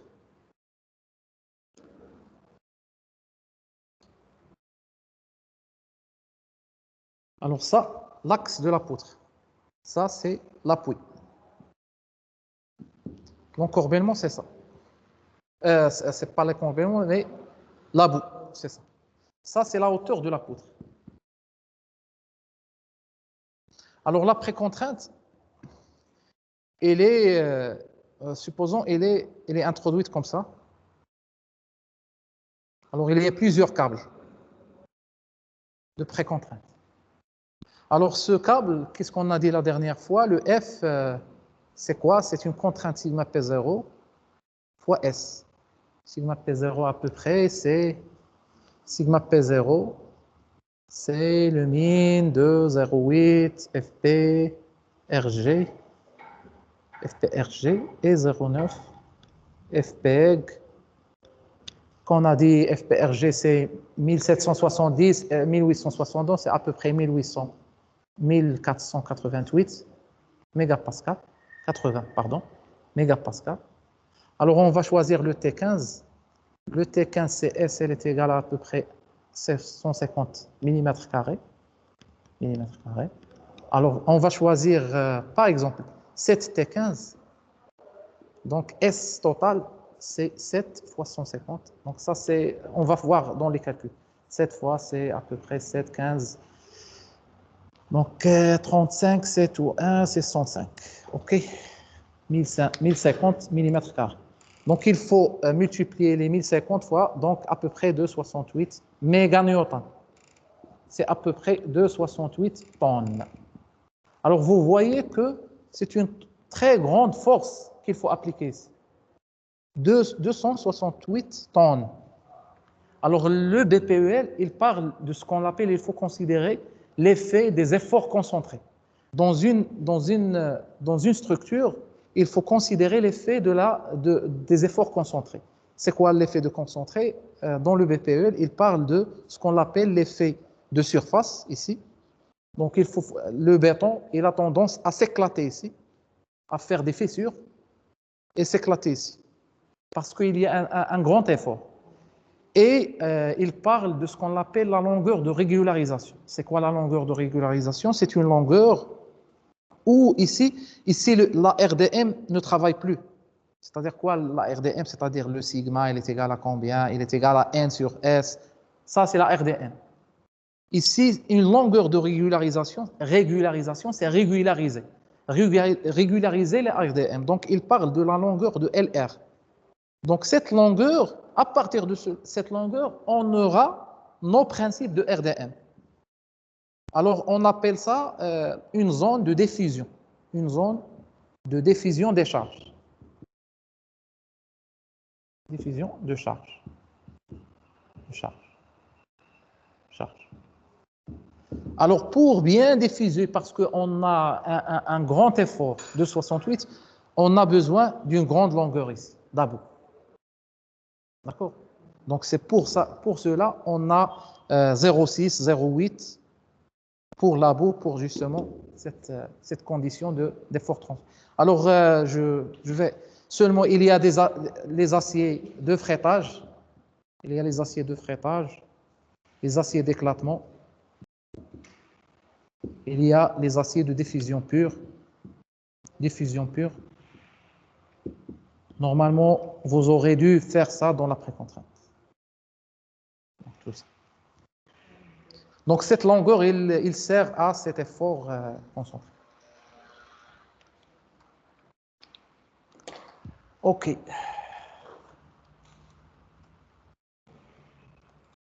Donc, l'abou, il est important ici parce que cette considération de précontrainte. Alors, bien sûr, c'est quoi le domaine d'emploi d'une rivière ou d'un canal lorsque les gabarits de navigation n'importent pas de gabarits des ouvertures exceptionnelles parce qu'on n'a pas. Le gabarit, c'est quoi? Le gabarit, c'est lorsqu'on a un grand gabarit, on peut proposer des VIEPP parce que le VIEPP, c'est quand même un élancement de 1 sur 15. Le pondal, c'est 1 sur 28. Vous voyez la différence, c'est à peu près le double. Donc, le VIEPP, c'est une poutre très conséquente de hauteur. Donc, on ne va pas proposer VIEPP dans une tour de haute parce que le gabarit, il est très important. Donc, cette question de gabarit, elle est très importante pour le VIEPP. Alors, d'une succession d'obstacles de portée irrapprochable, par exemple une route, une voie ferrée, et vous n'avez pas le choix de faire des appuis intermédiaires, il faut penser à VIEPP parce que le VIEPP, c'est à partir de 30 mètres. À partir de 30 mètres. Donc 30 mètres jusqu'à 45 mètres. Donc on va le voir là. D'une brèche de grande hauteur ou d'accès difficile pour laquelle l'emploi des cintres appuyés sur le sol est difficilement envisageable. Lorsqu'on n'a pas la possibilité de faire le cintre, il faut penser au préfa, VIEPP ou bien. Ici, on n'a pas le choix. Donc ici, c'est le préfa. Ici, c'est la même chose, inaccessible. C'est une jungle ou bien c'est une forêt. Donc, le principal avantage de ce type de structure est lié à son mode de construction qui permet d'éviter le recours au cintre, s'appuyant sur le sol. On s'affranchit ainsi de nombreuses contraintes liées à la brèche pour la réalisation du tablier, s'il accidenté, si on a une grande vallée ou une grande pente, réduction de gabarit, si on a voie dans les contraintes d'exploitation, on a vu ça dans le paramètre. En particulier, il permet d'envisager des formes de poutres assez élaborées parce qu'on maîtrise le coffrage. On peut faire n'importe quelle poutre Alors, le recours à la préfabrication, l'avantage primordial, c'est on le travaille en temps masqué. C'est-à-dire, je peux faire les travaux de semelle, des fondations, des piles et des appuis, et en contrepartie, il y a un atelier de préfabrication. C'est un temps masqué. Le couler sur place, faire les appuis pour couler sur place. Mais les poutres préfabriquées, je peux les commencer dès le début.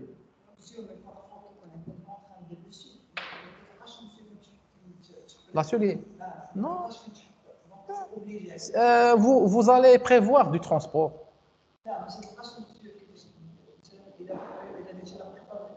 Oui. Généralement, non, non. Pour les poutres, il y a les poussages, le lançage. Le lançage. Oui. C'est pour éliminer le cadre de montage, les compressions, les efforts. Pour éliminer la traction, en fait. Oui.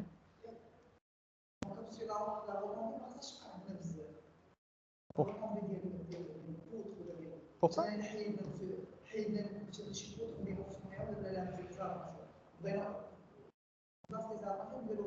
Fréquence. Oui.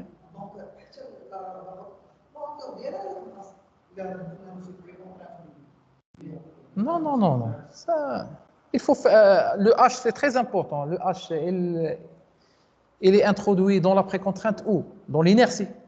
L'inertie I, c'est BH3 sur 12. BH3. H3, c'est H à la puissance 3.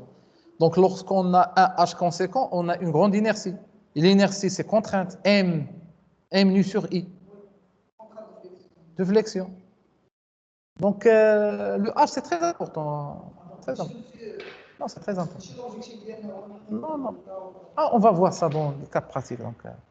L'inconvénient, c'est que, par ailleurs, constituer des poutres rectilignes, c'est-à-dire si on a un franchissement qui est courbe, le VPP ne s'adapte pas beaucoup parce qu'il y a une certaine rectiligne ou bien droiture de notre pont. Il ne s'adapte plus que difficilement au franchissement lié aux courbes. Oui. En outre, l'épaisseur est relativement importante du tablier en comparaison à d'autres supérieures contraintes, pendales, parce que l'épaisseur, parce que isostatique, le H, il est conséquent, peut poser des problèmes de gabarit et entraîner un surcoût des remblais d'accès si on relève les remblais d'accès.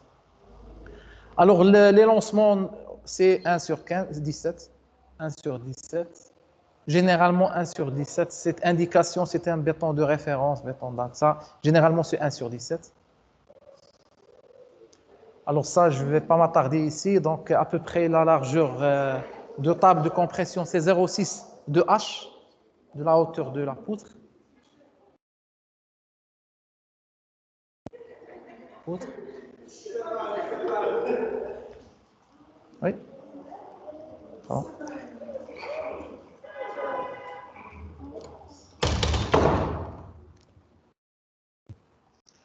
Alors ça, c'est une coupe sur lame.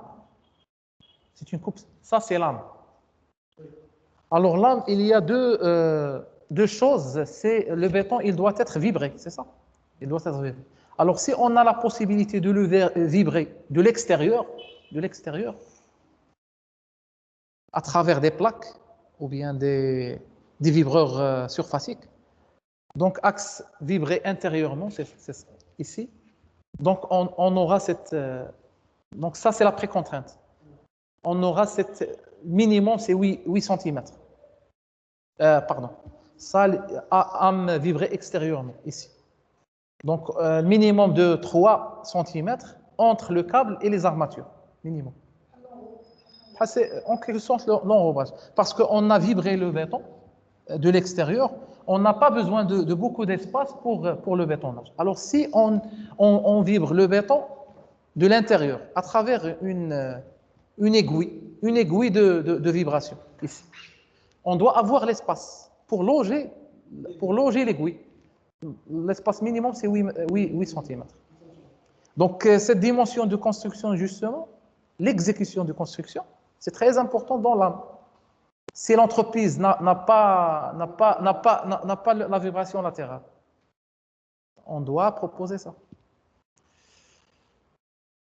Alors, le talon, la largeur du talon, donc généralement, il y a un calcul prédimensionnement, mais généralement, c'est entre 0,6 et 0,7. Donc, ça, c'est une formule. Si vous avez le temps, vous pouvez le faire. Il dépend de L. L, c'est la largeur du tablier. Grand L, c'est la portée du tablier. Et le K, généralement, 1150. HT, c'est la hauteur totale du tablier. Totale, c'est-à-dire avec ourdi. Alors, le talon, il doit avoir une pente pour des raisons de coffrage et de bétonnage. Parce que si on fait une face qui est rectangulaire, transition droite, on aura des faces qui sont mal vibrées ou bien mal bétonnées. Donc, il faut penser à des pentes pour dissiper un petit peu le béton. Les ratios, ce n'est pas trop important, mais il faut penser à que le ratio des aciers actifs, c'est entre 40 et 60 kg par mètre cube. Alors, le transport de la poutre, vous voyez ici, la même chose. Il y a des armatures d'attente. Il y a ici, c'est pas trop visible, mais il y a l'entretoise. L'entretoise, toujours l'entretoise. Donc ça, c'est la poutre. Alors ça, c'est au niveau de la poutre. Vous voyez ici la précontrainte. Ça, c'est la précontrainte. C'est ici la précontrainte. C'est les câbles de précontrainte. Alors ça, c'est quoi? C'est les armatures de fretage et de surface. Les armatures ici, vous voyez. L'extrémité pour vaincre cet effort. C'est le AS ou bien le A de l'éclatement qu'il faut le faire au niveau de la peau. Alors ça, c'est un coffrage. Bien sûr.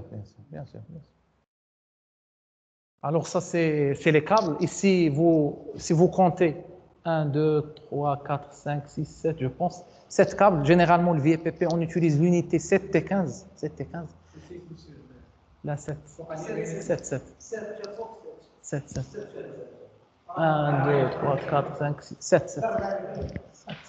6. Il n'y a pas 6. Déjà, les procédés de précontrainte, ici au Maroc ou bien au monde, il y a 7, il y a 10, il y a 12, il y a, je pense, 19, 22, 25. Oui, il y a Tonnier, il y a le cours de Tonnier, il est très, très, très bien. Voilà. Précontrainte, oui. Donc, Tonnier, Henri Tonnier, de précontrainte, il est très, très... Henri Tonnier de précontrainte.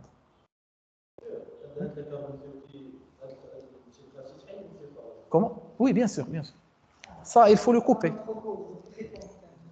Comment?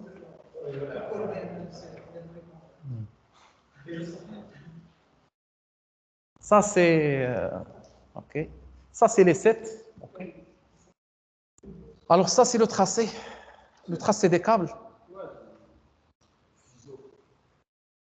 Le fuseau de passage, c'est justement comment choisir une trajectoire de câble pour annuler l'effet hyperstatique. Le fuseau limite. Ça, c'est le fuseau limite. Non, il est... Les gars, Donc, la précontrainte, le tracé de câble, il est comme ça. Donc, bien sûr, il suit un petit peu l'allure des moments. Un petit peu, c'est l'allure des moments. Ça, c'est le vérin où on va appliquer, on a parlé un petit peu de ça. Donc, ça, c'est un ouvrage fait par mes collègues à l'époque 2005-2006. C'est un très bon ouvrage Ouattara dans l'autoroute Rabat à Tanger. C'est un très bon pont. Ça, c'est une vue, ça, c'est un camarade. Alors, ça, c'est pont à poutre. Donc, oui, ingénieur, ça, c'est qui a fait ça. Donc, j'ai rejoint le bureau d'études après l'exécution de ce pont. Ça dépend. 3 mois, c'est beaucoup. Donc, normalement, maintenant, les VPP, il est devenu courant. Donc, à peu près, je dis 1 mois, c'est suffisant. 1 mois et demi, c'est suffisant. Alors, ça, on veut rétablir une route de largeur totale de 10 mètres, c'est la même chose. 7 mètres, 120 mètres. Qu'est-ce qu'on a dit? On a dit la première chose qu'il faut voir, c'est la travée maximale. Pour un pont à poutre en béton armé, c'est combien? Ah. Non, béton. Ah, pont à poutre. Qu'est-ce qu'on a dit? Pont à poutre. C'est pas pont d'arme. 25, merci. Donc ici, c'est 24. Donc 24, 24, 24, 24, 24. Donc ici, c'est 120 mètres, donc 5 travées.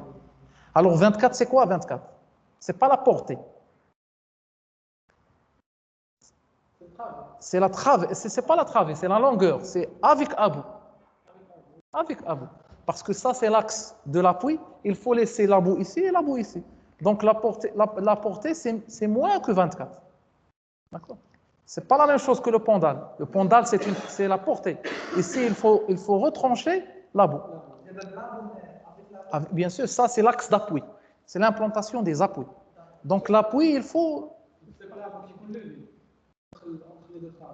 Entre les deux travées, il y a l'abou et il y a un espace de 5 cm jusqu'à 10 cm de la dalle de continuité. C'est une dalle de continuité de faible inertie pour faire la continuité de la circulation, tout simplement. Alors ici, PPBA, c'est 23, ici. C'est ce que j'ai dit. 24, c'est 23 la portée. Et l'abou, c'est ça. C'est 50 cm. Donc, qui fait 24. On a adopté, qu'est-ce qu'on a dit? À partir de 20 mètres, il faut penser à varier l'épaisseur de lame. On a dit dans le tableau ici. Dans le tableau ici. Alors, dans le tableau ici. Dans le tableau ici. Alors, dans le tableau ici, qu'est-ce qu'on a dit? Constante. Si on dépasse, il faut penser à varier entre 25 et 40. Exactement, exactement.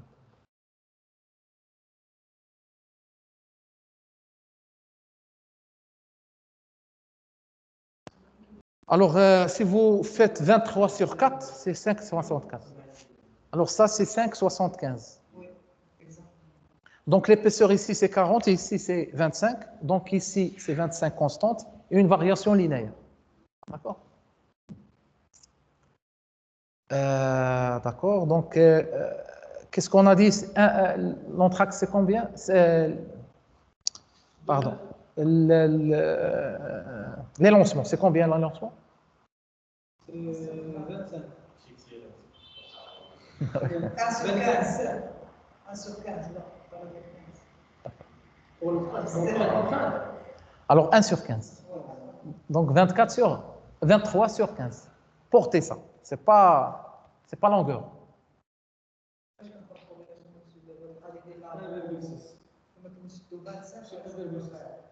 1,6 donc.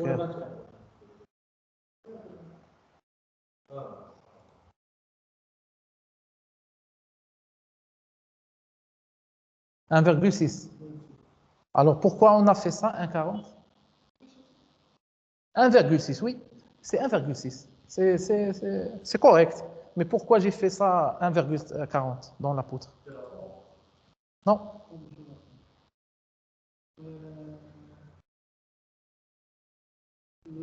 Gordi, merci. C'est la hauteur du tablier. C'est 20 plus 1,40. Donc, il faut distinguer que c'est une hauteur du tablier. Parce qu'on a laissé les armatures, l'ourdi, il va participer dans la hauteur. OK? C'est pas la poutre. La poutre plus ourdi. Parce que l'ourdi, il va participer. Exactement. Là, toujours il participe. Qui ne participe pas, c'est la prédale. Ça, c'est autre chose. Il participe toujours l'ourdi. Alors, on a choisi 2,5. Donc, 2,5, 2,5, 2,5, 2,5, c'est combien? C'est 7,50. Il nous reste combien? 2,50. 2,50, donc ici, c'est combien? Il nous reste 1,25. Alors, ici, c'est prédale et ici, sur cintre. On a prévu ici, c'est sur cintre. C'est les cintres. Alors, les tables de compression, qu'est-ce qu'on a dit? Pour les ponts à poutre, béton armé, c'est généralement 1 mètre. Pour les ponts à poutre, béton armé, c'est 1 mètre. Pour le prêtre-contrainte, 0,6 de H tablier. C'est pas H. Alors, VPP, qu'est-ce qu'on a dit? Il faut l'utiliser à partir de 30 mètres. de 40 mètres. 40 mètres ici, j'ai 40 mètres. 40 mètres, c'est longueur. Entre 30 et 45. 50, c'est beaucoup. 50, c'est beaucoup. Alors, 40 mètres, donc ici, labo, parce que 0,80, donc la portée, c'est 38,40. Labo, c'est très important que...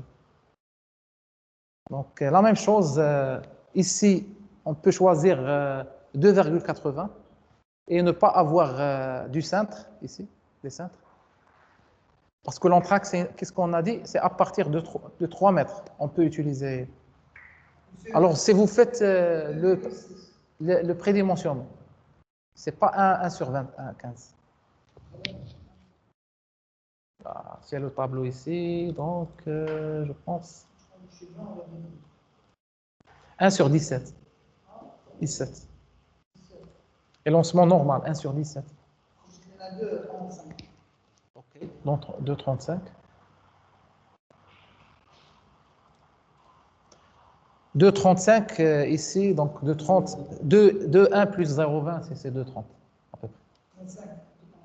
2,35, c'est pas la science exacte. Ça, c'est 1 sur... Non, c'est pas... Ça, c'est un choix. Il ne faut pas avoir 1 sur 20, 1 sur 17,2, 17,4, jusqu'à 18, c'est pas méchant. Ok, ça, c'est une vue, c'est une modélisation qu'on peut la faire. Alors, il y a plusieurs robots. Oui. On peut faire plusieurs modèles. Non, c'est un rendu SketchUp, mais c'est à partir de robots. Le PRAD, ça, généralement, c'est peu utilisé ici au Maroc. Malheureusement, on n'utilise pas beaucoup ça. Il y a 2 exemples ici au Maroc, ici à Casa, parce que ça, c'est la faute des bureaux d'études, parce qu'ils n'ont pas l'information qu'il y a une technologie ou bien des usines qui font de la poutre précontrainte. Par exemple, le fournisseur SADET ou bien BPMI, ils font la poutre précontrainte. Mais généralement, parce que le bureau d'études n'a pas d'information pour proposer le PRAD, il ne propose pas. Alors qu'en France, le PRAD, c'est très utilisé. Très utilisé. Alors, l'anthrax, c'est à peu près... Il est minime, ça ne dépasse pas 1 mètre. Ça ne dépasse pas 1 mètre. Donc, je ne vais pas m'attarder ici parce que vous n'aurez sûrement pas l'occasion de travailler avec le PRAD, sûrement. Alors, le tablier, j'ai travaillé un PRAD parce que j'ai eu un passage dans une usine de précontrainte, donc j'ai travaillé le PRAD. Si vous avez des questions, surtout dans les pertes de précontrainte dues à la prétention dans l'usine, et surtout les tuvages. Les tuvages, c'est le fait d'accélérer la prise de béton. Donc, il y a une action sur les pertes de précontrainte. Alors, vous voyez que l'espacement, il est très, très étroit. Beaucoup de... Ah, ça, ok. Donc, bon, on a... Voilà. Ok. Donc ça, vous voyez ici, il y a un tableau récapitulatif de toutes les variantes. Ici,